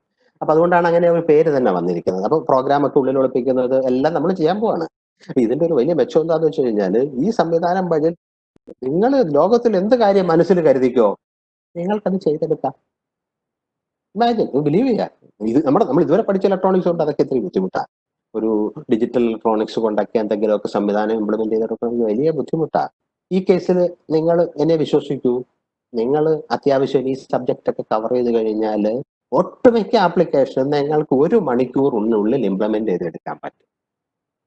അപ്പോ അതാണ് എംബഡഡ് സിസ്റ്റത്തിന്റെ ഒരു ബേസിക് കോൺസെപ്റ്റ്. അപ്പൊ നമ്മൾ പഠിക്കുന്ന സബ്ജക്റ്റിന് എംബഡഡ് സിസ്റ്റം എന്ന് പേരിട്ടെങ്കിലും അത് വരും സ്മോൾ സ്കെയിൽ എംബഡഡ് സിസ്റ്റം ആണ്. ഇതാണ് ഏറ്റവും കൂടുതൽ അപ്ലൈ ചെയ്യുന്നത് കേട്ടോ. മീഡിയം സ്കെയിൽ എംബഡഡ് സിസ്റ്റത്തിലേക്കൊക്കെ നിങ്ങൾ കടക്കണമെന്നുണ്ടെങ്കിൽ ഇത് പഠിച്ചതിന് ശേഷം ഇന്റർനെറ്റ് റിസോഴ്സസ് ഒക്കെ ഉപയോഗിച്ച് നിങ്ങൾ സ്വന്തമായിട്ട് പഠിക്കേണ്ടി വരും. ഓക്കെ, അപ്പോ ഈ എംബഡഡ് സിസ്റ്റവും നേരത്തെ പഠിച്ച മൈക്രോ കൺട്രോളറും തമ്മിൽ എന്താ വ്യത്യാസം? ഒരു വ്യത്യാസവും ഇല്ല. അപ്പൊ അതിലേക്കാണ് കടക്കുന്നത്. ബേസിക്കലി നമുക്ക് മൈക്രോ കൺട്രോളേഴ്സ് 2 രീതിയിൽ പ്രോഗ്രാം ചെയ്യാം. ഓക്കെ, നമ്മളൊക്കെ ഇത്തിരി വലിയ ആൾക്കാരായി അല്ലെ, 5ാമത്തെ സെമസ്റ്ററിലെത്തി, ഫൈനൽ ഇയർ ആക്കി. ഇനിയിപ്പം നമ്മൾ പ്രോഗ്രാം എന്നൊന്നും പറയരുത് കേട്ടോ, അതൊക്കെ പുറത്ത് ആൾക്കാർ കേട്ട് കഴിഞ്ഞാൽ നമുക്കൊരു നാണക്കേടാ. ഇനി നമ്മൾ എന്ത് പറയും? കോഡെന്നേ പറയാം. Code, COD. പ്രോഗ്രാം എന്ന് പറയുന്നത് ഞാനിനിയിപ്പോ എന്താ പറയും? കോഡ്. നിങ്ങൾ കോഡ് എഴുതിയെന്നൊക്കെ ചോദിക്കുള്ളൂ. ഓക്കെ, ഇനിയിപ്പോ program no more programs, only code. Okay, അപ്പോ കോഡിങ് നിങ്ങൾ ഇതുവരെ പഠിച്ചത് അസംബ്ലി ലാംഗ്വേജിലാണ് അല്ലെ. ഈ അസംബ്ലി ലാംഗ്വേജിലുള്ള കോഡിങ് ഭയങ്കര ബുദ്ധിമുട്ടാണ്. എന്തൊക്കെ കാര്യങ്ങൾ പഠിക്കും? മൂവ് R0, ഹാഷ് കൊടുക്കുന്നു, അത് കൊടുക്കുന്നു, ഇത് കൊടുക്കുന്നു. അതൊരു വശം. അത് രണ്ടാമത്തെ വശം എന്താന്ന് വെച്ച് കഴിഞ്ഞാല് നിങ്ങൾ അവിടെ പഠിച്ച അസംബ്ലി കോഡ് 8051 പഠിച്ച അസംബ്ലി കോഡൊന്നും നമ്മളിപ്പോ പഠിക്കാൻ പോകുന്ന പ്രോസസറെ കുറിച്ച് ഞാൻ പറഞ്ഞില്ല. നമ്മൾ ഈ പഠിക്കാൻ പോകുന്ന കോഡിനൊന്നും ആപ്ലിക്കബിൾ അല്ല. അപ്പൊ നിങ്ങളൊന്ന് ആലോചിച്ച് നോക്കൂ, ലോകത്ത് 10,000 കണക്കിന് മൈക്രോ കൺട്രോളേഴ്സ് ഉണ്ട്. ഓരോന്നിന്റെ കോഡ് പഠിച്ചിട്ട് കോഡ് ചെയ്യാൻ പോയി കഴിഞ്ഞാൽ ബുദ്ധിമുട്ടാണ്. അതിന് പകരം നമ്മൾ എംബഡഡ് സിസ്റ്റം പ്രോഗ്രാമിങ്ങിൽ സാധാരണ യൂസ് ചെയ്യുന്നത് സി പ്രോഗ്രാമിങ്. സി സ്കെയിലിന്റെ പവർ പോയിന്റിൽ സ്കെയിലിന്റെ സ്പെല്ലിംഗ് തെറ്റിപ്പോയിട്ടുണ്ട് കേട്ടോ, അതൊന്ന് ക്ഷമിച്ചേരാം കേട്ടോ. CALE എന്നാണ്. ഓക്കെ, എന്തായാലും നിങ്ങൾ മനസ്സിലാക്കേണ്ടത് ഇനി മുതൽ നമ്മൾ കോഡ് ചെയ്യുന്നത് സിയിലാണ്. അപ്പൊ തന്നെ ആൾക്കാർക്ക് ടെൻഷനായി അല്ലേ, ഇതുവരെ പഠിച്ച സി ഒന്നും നമുക്ക് മനസ്സിലായിട്ടില്ല, ഇനിയിപ്പോ ഈ സിയും കൂടെ ആണെങ്കിൽ എങ്ങനെ മനസ്സിലാക്കും? ഒട്ടും വിഷമിക്കേണ്ട. ഈ സബ്ജക്ട് പഠിക്കാനായിട്ട് ഉള്ള ബേസിക് റിക്വയർമെന്റ് എന്താന്ന് വെച്ച് കഴിഞ്ഞാൽ നിങ്ങൾക്ക് സി അറിയരുത്. സി കൂടുതൽ അറിഞ്ഞാൽ പിന്നെ വലിയ ബുദ്ധിമുട്ടാണ്. പറ്റുമെങ്കിൽ ഒന്നും അറിയാതെ വരികയാണെങ്കിൽ അതാണ് ഏറ്റവും എളുപ്പം. എല്ലാ സിയും പോയിന്റേഴ്സും അതും ഇതെല്ലാം കാണാതെ പഠിച്ച് പരീക്ഷയ്ക്ക് എസും വാങ്ങിച്ച് എസൊക്കെ വാങ്ങിച്ചോ, നോ പ്രോബ്ലം. വലിയ ഒരു പ്രയർ നോളജോട് കൂടിയൊക്കെ വന്നു കഴിഞ്ഞാൽ ഇവിടെ വലിയ ബുദ്ധിമുട്ടാണ്. കാരണം നമ്മളിവിടെ വളരെ ചെറിയ കോംപ്ലക്സിറ്റി ഇല്ലാത്ത ഒരു സ്കൂൾ കുട്ടിക്ക് മനസ്സിലാവുന്ന രീതിയിലുള്ള ഇൻസ്ട്രക്ഷൻസ് ഒക്കെ മാത്രമേ ഉപയോഗിക്കുന്നുള്ളൂ കേട്ടോ. അത് കാരണം സി ഒന്നും നിങ്ങൾ ഭയപ്പെടണ്ട, സി ഇവിടെ ഭയങ്കര എളുപ്പമാണ്. ഇപ്പൊ ഞാൻ നേരത്തെ പറഞ്ഞു, നിങ്ങൾ പ്രോഗ്രാം ഇപ്പൊ ഒരു പോർട്ടിലേക്ക് ഒരു വാല്യൂ അയക്കണം. അതാണ് പോർട്ട് ബിയിലേക്ക് ഒരു വാല്യൂ അയക്കണം. നമ്മളിവിടെ ഒറ്റ കാര്യം, port B is equal to 0xFF പറഞ്ഞാൽ മതി. അപ്പൊ FF എന്ന് പറഞ്ഞ വാല്യൂ പോർട്ടിലേക്ക്, അങ്ങനെയൊക്കെയാണ് ഇവിടെ. മറ്റാണെങ്കിൽ എന്താണ് മൂവ് A, അല്ലെങ്കിൽ മൂവ് P0, ഹാഷ് 0xFF എന്നൊക്കെ നമ്മൾ അവിടെ എഴുതിക്കൊണ്ടിരുന്നത് അല്ലെ. ഇപ്പൊ അവിടെ ഒന്നും ആവശ്യമില്ല. ഇപ്പൊ ഒറ്റ കാര്യം, port B is equal to 0xFF കഴിഞ്ഞ പരിപാടി. അപ്പൊ അത്ര സിമ്പിൾ ആണ് കേട്ടോ. അപ്പൊ നിങ്ങൾ വിഷമിക്കണ്ട. ഇവിടെ ഞാൻ നേരത്തെ പറഞ്ഞു പ്രയർ നോളജ്. അപ്പൊ നിങ്ങൾ ഓൾറെഡി മനസ്സിൽ വിചാരിക്കും, അയ്യോ ഇത് കഴിഞ്ഞ തവണ 8051 തന്നെ എനിക്ക് വലിയ ബുദ്ധിമുട്ടായി, പരീക്ഷയ്ക്കാനൊന്നും തലയിൽ കയറുന്നില്ല, ഇനിയിപ്പോ ഇത് മനസ്സിലാവോ? വേണ്ട, 8051 ഒന്നും നിങ്ങൾക്ക് മനസ്സിലാക്കണ്ട, ഇത് മതി, ഇത് തുടങ്ങിയാൽ മതി. അല്ലെങ്കിൽ വലിയ പ്രയർ നോളജ് ഉള്ളാകുമ്പോഴത്തേക്ക് നമ്മൾ ഈ പ്രയർ നോളജ് നമുക്കൊരു വലിയ പ്രശ്നമാണ്. നിങ്ങൾക്കൊരു പ്രയർ നോളജ് നിങ്ങൾക്കുണ്ടെങ്കിൽ ബാക്കി ഞങ്ങളാണെന്നുള്ള അധ്യാപകരെ നിങ്ങൾക്ക് ഡിപ്പെൻഡ് ചെയ്യേണ്ട കാര്യമില്ല. നിങ്ങൾ ഏറ്റവും കയറി നോക്കിയിട്ട് ബാക്കി സ്വന്തം പഠിച്ചേക്കാം. അത്രയും നമ്മൾ സിസ്റ്റങ്ങളിലേക്ക് വരുന്നത്. അപ്പോ ഞാൻ നിങ്ങളുടെ അടുത്ത് ചോദിക്കുന്നുണ്ട്, ഞാനത് 2-3 ഞാൻ ജസ്റ്റ് നമ്മുടെ ടോപ്പിക്കിലേക്ക് ഒന്ന് കിടക്കുക, എന്നിട്ട് കുറച്ച് ജനറൽ സെഷൻസ് പറയാതെ നിവർത്തിയില്ല കേട്ടോ. കാരണം വെച്ചാൽ ഞാൻ നിങ്ങളെ കോടീശ്വരനാക്കാൻ ഒരു വാക്ക് ഓൾറെഡി തന്നുപോയല്ലോ. അപ്പൊ അത് പാലിച്ചില്ലെങ്കിൽ, ഈ സെഷന് മുമ്പ് പാലിച്ചില്ലെങ്കിൽ പിന്നെ അത് ശരിയാണോ? ഒരു കാര്യം പറഞ്ഞാൽ നമ്മൾ പാലിക്കണ്ടേ? അപ്പൊ അതിന്റെ ഒരു കുറച്ച് ഇൻഫർമേഷൻ തരണം. അപ്പൊ നമ്മളിവിടെ ചെയ്യാൻ പോകുന്ന പ്രോസസർ എന്ന് പറഞ്ഞാൽ AVR മൈക്രോ കൺട്രോളറാണ്. AVR മൈക്രോ കൺട്രോൾ എന്താണ്, എന്താണ് V, എന്താണ് R എന്നൊക്കെ അറിയാൻ ഒരു ക്യൂരിയോസിറ്റി ഉണ്ടാകും. ഇത് അറിഞ്ഞാൽ മാത്രം മതി കേട്ടോ. ചില പിള്ളേർ ഇപ്പൊ ഞാൻ ഈ എഴുതിയിരിക്കുന്ന സാധനങ്ങളെല്ലാം ബുക്കിൽ നോട്ട് ചെയ്ത് വെക്കും, എന്നിട്ട് എന്ത് ചെയ്യും? പരീക്ഷയ്ക്ക് പോയി ഇതെല്ലാം പരീക്ഷയ്ക്ക് ചോദിക്കുന്ന ഒരു ഭയം ഉണ്ടാകും. പരീക്ഷയ്ക്കൊന്നും ചോദിക്കില്ല. ഞാൻ വാട്ട് ഈസ് AVR എന്നൊന്നും ചോദിക്കത്തില്ല കേട്ടോ. അതൊക്കെ ഒരു ഇൻഫർമേഷന് വേണ്ടി. ആരെങ്കിലും ചോദിച്ചാലോ ഇനി എന്താണോ നീ പഠിച്ചുകൊണ്ടിരിക്കുന്ന AVR എന്ന് പറഞ്ഞാല് ഇത് നോർവീജിയൻ ടെക്നോളജിയിൽ പഠിക്കുന്ന 2 കുട്ടികളാണ് ഇതിന്റെ കോർ ഡെവലപ്പ് ചെയ്തത്. കുട്ടികളെ നിങ്ങളടക്കമുള്ള പിള്ളേരാണ് കേട്ടോ. അപ്പോൾ അതിന് 2 പേരുടെ പേരാണ്. എനിക്ക് അതിന്റെ കറക്റ്റ് പ്രൊനൗൺസിയേഷൻ ഒക്കെ എനിക്ക് ഇത്തിരി ബുദ്ധിമുട്ടാണ്. ഒരു കുട്ടിയുടെ പേരാണ്. ഇപ്പൊ കുട്ടിയൊന്നും ആയിരിക്കില്ല കേട്ടോ. അന്ന് കുട്ടിയായിരുന്നു. നമ്മളൊക്കെ ഒരു കാലത്ത് കുട്ടിയായിരുന്നല്ലോ. ഇപ്പൊ അന്ന് ആ കുട്ടിയുടെ പേര് എൽഫ് എജിൽ ബോഗൻ, ഒരാളുടെ പേരാ. രണ്ടാമത്തെ ആളുടെ പേരാണ് വോഗാർട്ട് വോളൻ. അപ്പൊ എയും ബിയും കിട്ടിയില്ലേ? അപ്പൊ 6 എന്താണെന്നുള്ളത്. അപ്പൊ ഇത് അവര് 1996 ഈ അടുത്താണ് ഇതൊക്കെ തുടങ്ങിയിരിക്കുന്നത്. ഇവര് നാളൊന്നും ആയിട്ടില്ല. അപ്പൊ അത്യാവശ്യം ചെറുപ്പക്കാര് തന്നെ. നിങ്ങളെക്കാട്ടൊക്കെ കുറച്ച് ഒരു 10 വയസ്സ് കൂടുതൽ, 10-15 വയസ്സ് കൂടുതൽ ഉണ്ടാവും അല്ലേ? അത്രേ ഉണ്ടാവുള്ളൂ. അപ്പൊ ഇത് അറ്റ്ബൽ എന്ന് പറയുന്ന കമ്പനി അത് ഏറ്റെടുത്തു. കാരണം ഈ പുറത്തെ യൂണിവേഴ്സിറ്റികളിലും കോളേജുകളിലും ഒക്കെയാണ് ഡെവലപ്മെന്റ്സ് നടക്കുക. നമ്മളിവിടെ സിസ്റ്റം അങ്ങനെയൊക്കെ മാറുക കേട്ടോ. നമ്മളൊക്കെ ടെക്നോളജി അഡോപ്റ്റ് ചെയ്യാൻ തുടങ്ങിയില്ലേ? അപ്പൊ നാച്ചുറലി ഇനിയിപ്പോ സിസ്റ്റത്തിലൊക്കെ വലിയ മാറ്റങ്ങളാണ്. നമ്മുടെ കോളേജുകളിൽ, നമ്മുടെ പോളിടെക്നിക്കുകളിൽ നിന്നൊക്കെ ഇതുപോലെ വലിയ വലിയ സാധനങ്ങൾ ലോകത്തിലേക്ക് വരും. അപ്പൊ നോർവീജിയൻ യൂണിവേഴ്സിറ്റിയിൽ നിന്ന് ഒരു മൈക്രോ കൺട്രോളർ തന്നെ വന്നു. നിങ്ങൾ പല ആൾക്കാരും ഇതൊക്കെ കൊണ്ടുവരും. അതാണ് ഞാൻ ഈ പൈസയുടെ കാര്യം നേരത്തെ പറഞ്ഞത് കേട്ടോ. അപ്പൊ എന്തായാലും അറ്റ്ബൽ എന്ന് പറയുന്ന കമ്പനി ഈ കോർ വാങ്ങിച്ച് ഒരുപാട് പൈസ കൊടുത്തിട്ടുണ്ടാവും. വാങ്ങിച്ചിട്ട് അവര് ഇത് പ്രൊഡ്യൂസ് ചെയ്യാൻ തുടങ്ങി. ഇപ്പൊ അറ്റ്ബൽ മാത്രമല്ല കേട്ടോ, മൈക്രോചിപ്പും ഈ അടുത്ത് ഈ പ്രോസസ്സർ ഇറക്കുന്നുണ്ട്. പല കമ്പനികൾക്കും ഇതിന്റെ കോർ വാങ്ങിക്കാം. ഈ കോർ വാങ്ങിച്ചിട്ട് ഇതിനകത്ത് ബേസ് ചെയ്ത് ഫർദർ പ്രോസസ്സറുകൾ ഡെവലപ്പ് ചെയ്യുന്നു. ഓക്കെ. അപ്പോ AVR മെഷീൻ എന്ന് പറഞ്ഞു കഴിഞ്ഞാൽ ഇതിനകത്ത് ശരിക്കുള്ള പേരെന്ന് പറഞ്ഞു കഴിഞ്ഞാൽ അഡ്വാൻസ്ഡ് വെർച്വൽ റിസ്ക് മെഷീൻസ് എന്നാണ്. റിസ്ക് എന്ന് പറഞ്ഞാൽ എന്താ? പഠിക്കുന്ന റിസ്ക് അല്ല, reduced instruction set computing risk. നമ്മൾ കഴിഞ്ഞ തവണ പഠിച്ച പ്രോസസ്സറെ സിസ്ക് ആണ്, കോംപ്ലക്സ് ഇൻസ്ട്രക്ഷൻ സെറ്റ് കമ്പ്യൂട്ടിംഗ് 8051. ഇത് എന്താ റിസ്ക് എന്ന് പറഞ്ഞു കഴിഞ്ഞാല് അതിനകത്ത് ഇൻസ്ട്രക്ഷൻസ് കുറവാ. നമുക്ക് ഇൻസ്ട്രക്ഷൻസിനെ കുറിച്ചൊന്നും വലിയ അറിയില്ല കേട്ടോ. നമ്മൾ സിയിൽ കോഡ് എഴുതും. നമുക്ക് കുറച്ച് അസംബ്ലി ഉണ്ട്, എന്നാലും സിയിലാണ് കോഡ് എഴുതുക. ഇൻസ്ട്രക്ഷൻസ് കുറവാകുമ്പോഴത്തേക്ക് നമുക്ക് സന്തോഷമാണ് കാര്യം. അപ്പൊ അതാണ് ഞാൻ അതിനെക്കുറിച്ച് വരാം. അപ്പൊ AVR എന്ന് പറഞ്ഞാൽ എന്താ? Advanced virtual risk reductions. പക്ഷെ അതിന് വേറെ പേര് കൂടെ ഉണ്ടെന്താ? അലിഫ് ആൻഡ് വേഗാർട്ട് റിസ്ക്. ശരിക്കുള്ള പേരതാ. 2 പിള്ളേരുടെ പേരിന്റെ ആദ്യത്തെ അക്ഷരവും റിസ്ക് എന്ന് പറഞ്ഞാൽ എന്താണെന്ന് ഞാൻ പറയാം. ഇപ്പോ നിങ്ങൾ മലയാളവും ഇംഗ്ലീഷും തമ്മിലുള്ള വ്യത്യാസം എന്താ? നമുക്ക് മലയാളം വളരെ കംഫർട്ടബിൾ അല്ലേ?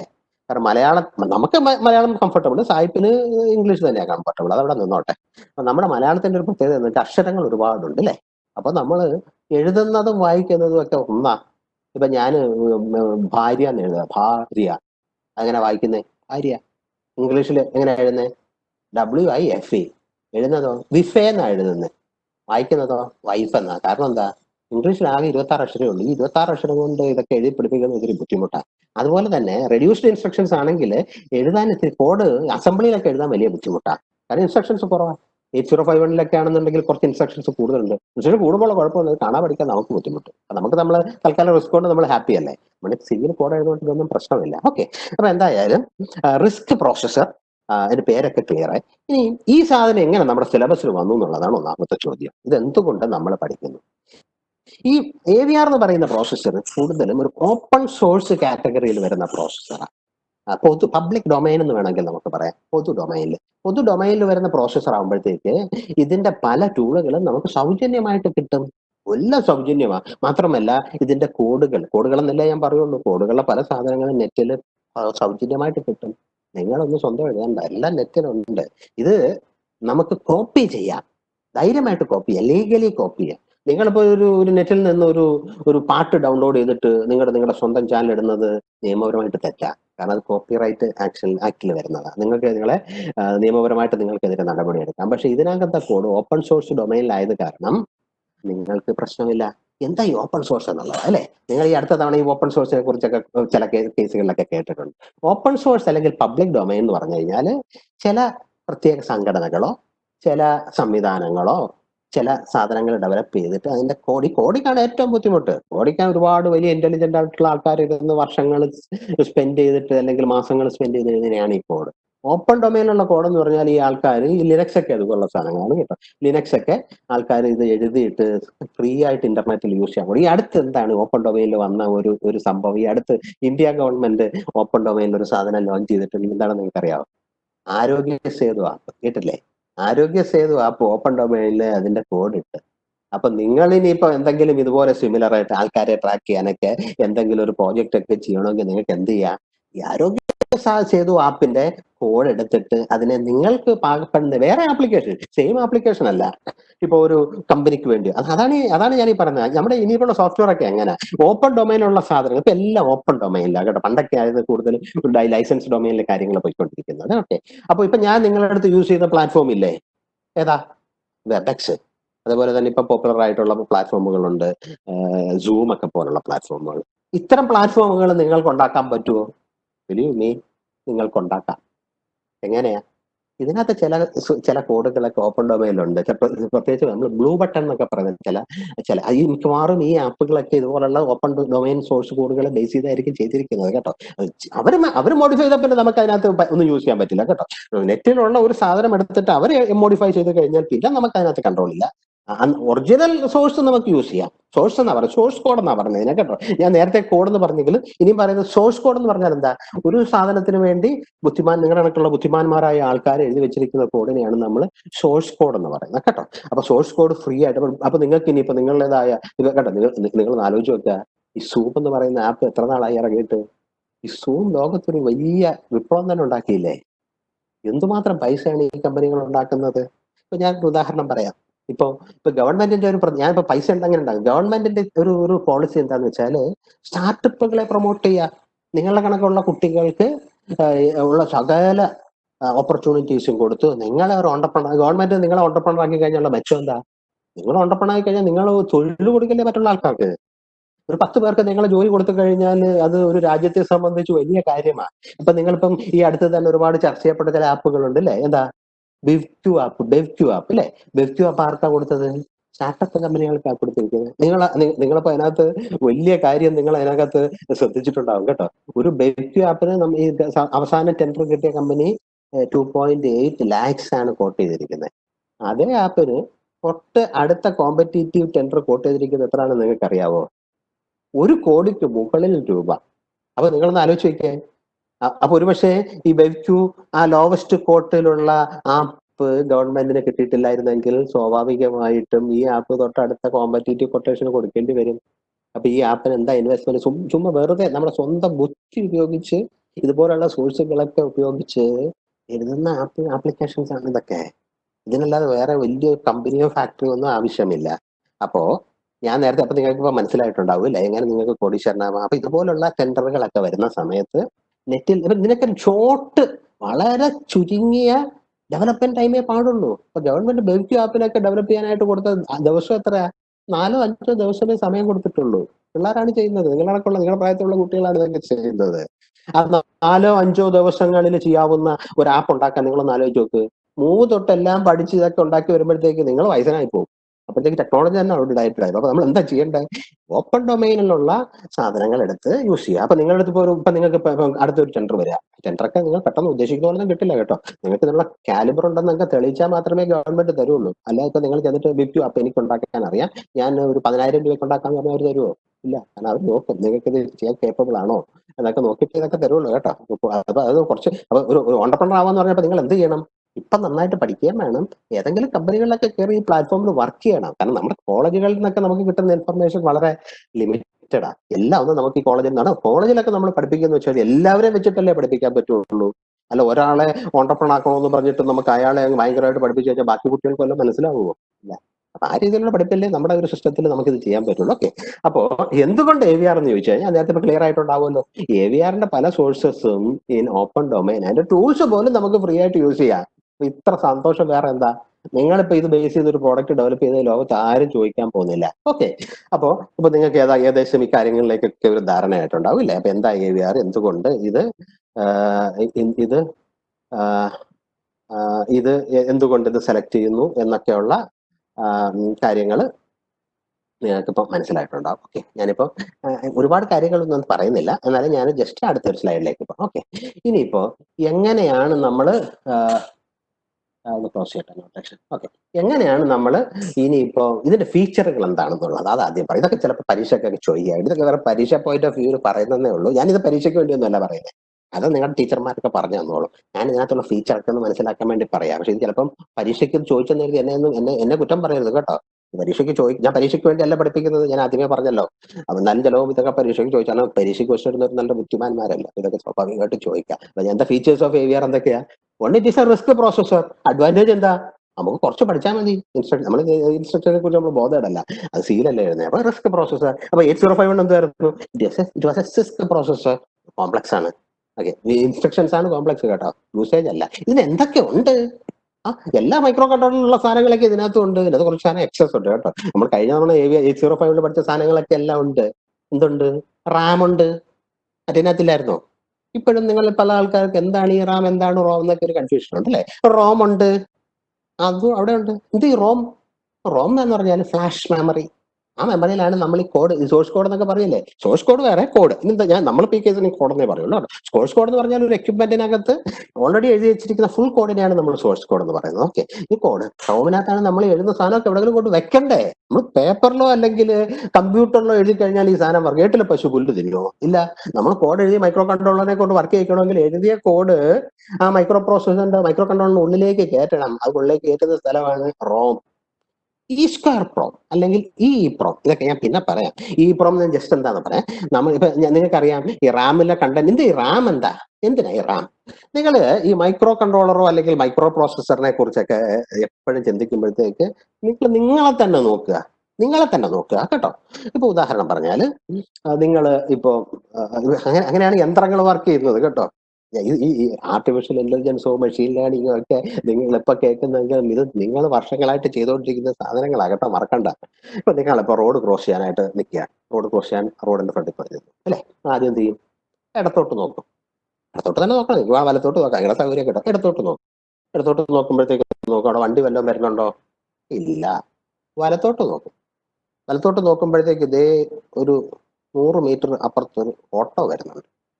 ഒറ്റ നോട്ടത്തിൽ നിങ്ങൾക്ക് മനസ്സിലായി ആ ഓട്ടോ ഏതാണ്ട് ഒരു 50 km/h വരുന്നത്. തൊട്ടപ്പുറത്തൂടെ ഒരു ഡ്യൂക്ക് ബൈക്കിൽ ഒരുത്തൻ ചീറി പാഞ്ഞു വരുന്നു അല്ലെ. അവരുടെ സ്പീഡ് വളരെ കൂടുതൽ. എങ്ങനെ സ്പീഡ് നമ്മൾ കണ്ടുപിടിച്ചാൽ? ആദ്യം ഒരു പോയിന്റ് നോക്കി, കുറച്ച് കഴിഞ്ഞ് പിന്നെയും നോക്കി, ഇത് തമ്മിലൊന്ന് കുറച്ചു, സമയമായിട്ട് കാൽക്കുലേറ്റ് ചെയ്തു. പെട്ടെന്ന് തന്നെ ആൻസർ കിട്ടി അല്ലേ. നമുക്ക് മനസ്സിലായി ഇപ്പൊ റോഡ് ക്രോസ് ചെയ്ത് കഴിഞ്ഞാൽ നമ്മുടെ കാര്യം പോക്കാണ് അല്ലെ. നമ്മളെ തട്ടി നമുക്ക് പിന്നെ കണക്ക് കൂട്ടാനോ എംബ്രോയിഡറി പഠിക്കാനോ നമ്മളുണ്ടാവില്ല അല്ലെ. അപ്പൊ ഇതെല്ലാം ഉള്ളിൽ ചെയ്യുകയാണ് അല്ലെ. ഉള്ളിൽ നോക്കി ഓട്ടോ വരുന്നുണ്ട്, നമ്മുടെ തലയിലേക്ക് അത് കൊണ്ടുപോയി, എന്നിട്ട് പിന്നെ ഉടനെ തന്നെ അടുത്ത ബസ് നോക്കി തലയിലേക്ക് ഒരാളെ നോക്കുമ്പോഴത്തേക്ക് അയാളുടെ രൂപം നമ്മുടെ മനസ്സിലേക്ക് എടുത്ത് നമ്മളവിടെ സ്റ്റോർ ചെയ്ത് വെക്കും. ഇല്ല, വേറെ ആളെ നോക്കുമ്പോഴത്തേക്ക് അയാളെ മറന്നു കളയില്ലേ. നമ്മളങ്ങനെയല്ലേ ചെയ്യുക അല്ലെ. ഈ നാട്ടിൽ രാവിലെ ഇറങ്ങുന്ന ആൾക്കാരെ മുഴുവൻ ഓർത്ത് വെക്കാൻ തുടങ്ങിയാൽ നമ്മുടെ ബ്രെയിനിൽ സ്പേസ് ഉണ്ടോ? അപ്പൊ താൽക്കാലിക സ്റ്റോറേജിന്, അപ്പൊ കാൽക്കുലേഷൻസിനൊക്കെ തൽക്കാലത്തേക്ക് സ്റ്റോർ ചെയ്യാനായിട്ടാണ് ഈ റാം യൂസ് ചെയ്യുന്നത്. റോമിന്റെ പ്രത്യേകത എന്താ? റോമിന്റെ പ്രത്യേകത ഉണ്ട്. റാം അപ്പൊ നമ്മൾ എന്താ തൽക്കാലത്തേക്ക് സ്റ്റോർ ചെയ്യുന്നു. ഇപ്പൊ നിങ്ങൾ ഇന്നിപ്പോ വഴിയിൽ നിന്ന് എത്ര പേരെ കണ്ടു, നാളെ ഇവരെ ഓർക്കുവോ? ഇല്ല, ഓർക്കും. കാരണം എന്താ? നമ്മൾ ആ സ്ഥലത്ത് വേറെ ഡേറ്റ റൈറ്റ് ചെയ്തു, നമുക്ക് പിന്നെ ഇവരെ ഓർക്കേണ്ട കാര്യമില്ലല്ലോ. പക്ഷേ നിങ്ങൾ സ്കൂളിൽ പണ്ട് ടീച്ചർ പഠിപ്പിച്ചിട്ടുണ്ട് എന്താ? 1+1 = 2 അല്ലെ. ഞാൻ നിങ്ങളുടെ അടുത്ത് ഇപ്പൊ പറയാ ഇന്നോട്ട് സംഭവമൊക്കെ മാറി, 1+1 എന്ന് പറയുന്നത് 3 നിങ്ങൾ എന്ത് ചെയ്യും? അയക്ക് ഭ്രാന്താന്ന് പറയില്ലേ. അത് മാത്രമല്ല, അപ്പൊ ഞാൻ പറഞ്ഞു ഓക്കെ, ഇനി 1+1 എന്ന് പറയുന്ന 3 നിങ്ങളുടെ തലയിൽ നിൽക്കുവോ? ഇല്ല. കാരണം എന്ന് വെച്ചാൽ ഈ 1+1 = 2 എന്ന് പറയുന്ന സാധനങ്ങളെല്ലാം നമ്മുടെ ബ്രെയിനിൽ ഒരിക്കലും മാഞ്ഞു പോകാത്ത രീതിയിൽ എഴുതിയിരിക്കുക. അത് കോഡുകളാ, ബിഹേവിയർ അല്ലെങ്കിൽ ഇതെല്ലാം കോഡുകളാ. അതേപോലെ മൈക്രോ കൺട്രോളറിൽ നമ്മൾ എഴുതുന്ന അപ്പൊ കാൽക്കുലേഷൻ ഒക്കെ ഉള്ള സാധനങ്ങൾ റാമിൽ സ്റ്റോർ ചെയ്യുന്നു, ആവശ്യം കഴിഞ്ഞാൽ കളയുന്നു, അടുത്ത കാൽക്കുലേഷൻ പരം അവിടെ തന്നെ എഴുതുന്നു. ഇതൊക്കെ ഒത്തിരി കുറവാണ് ഇത് സ്റ്റോർ ചെയ്യുന്നത്. E2 എന്തിനാന്ന് വെച്ച് കഴിഞ്ഞാൽ നിങ്ങളുടെയൊക്കെ പല പുതിയ ജനറേഷൻ ബൈക്കുകളിലൊക്കെ നോക്കി കഴിഞ്ഞാൽ ഈ കിലോമീറ്റർ റീഡിംഗ് ഒക്കെ ഉണ്ട് അല്ലേ. റാമിന്റെ പ്രത്യേകത പവർ പോയി കഴിഞ്ഞാൽ എന്റെ കഥ കഴിയും. റോമിന്റെ പ്രത്യേകത വെച്ചാൽ അത് അവിടെ നിൽക്കും.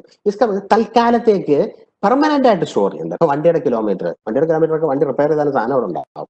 അതേപോലെ തന്നെ ചില പാസ്വേഡ് സെറ്റ് ചെയ്യുന്ന കാര്യങ്ങൾ. അപ്പൊ ഇത്തരം ആവശ്യങ്ങൾ അത് മായ്ച്ചിട്ട് കുറെ ഇൻഫോ. അപ്പൊ നിങ്ങൾ വോട്ട് ചെയ്യാൻ പോകുമ്പോഴത്തേക്ക് വോട്ടിംഗ് മെഷീനിൽ നിങ്ങൾ വോട്ട് കുത്തുമ്പോഴത്തേക്ക് അത് E2 പോവുക. കാരണം ഈ മെഷീൻ കേടായി പോയി കഴിഞ്ഞാൽ പോലും നമുക്ക് എന്നാ ഡേറ്റ റിട്രീവ് ചെയ്യാം. പിന്നെ ടൈമേഴ്സ്, IO പോർട്ടുകൾ, ഇതൊക്കെ നമ്മൾ വരുന്ന സമയത്ത് പഠിക്കുന്നത് ഓൾറെഡി അറിയുന്നത്. അപ്പൊ നിങ്ങൾ പുതിയൊരു സാധനം മാത്രമേ പഠിച്ചുള്ളൂ, എന്താ? E2. ബാക്കിയെല്ലാം ഓൾറെഡി പഠിച്ചതാണ് അല്ലെ. E2 805 നമ്മൾ അന്ന് പഠിച്ച വെർഷനിൽ ഇല്ലെന്നേ ഉള്ളൂ. 805 E2 എന്താ?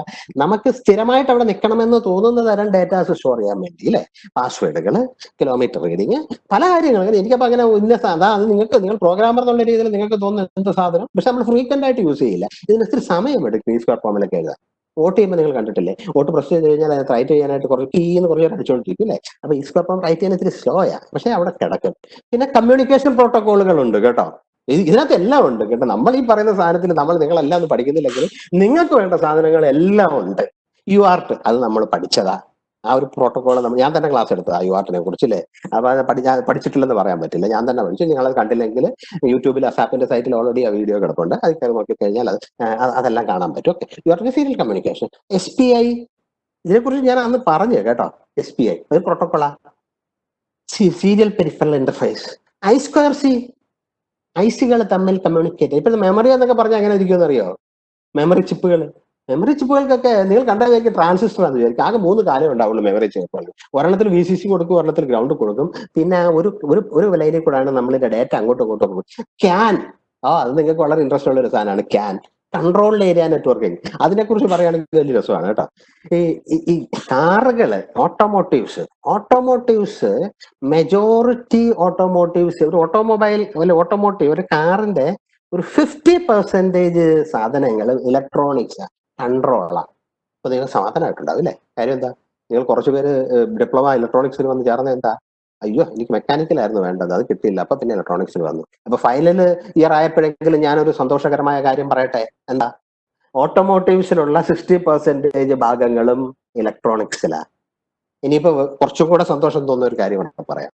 ഓക്കെ, ഇലക്ട്രിക് വെഹിക്കിൾസ് വന്നു കഴിഞ്ഞാൽ ഒരു ഓട്ടോമോട്ടീവ്സിലുള്ള 75% കോമ്പോണൻസും ഇലക്ട്രോണിക്സാണ്.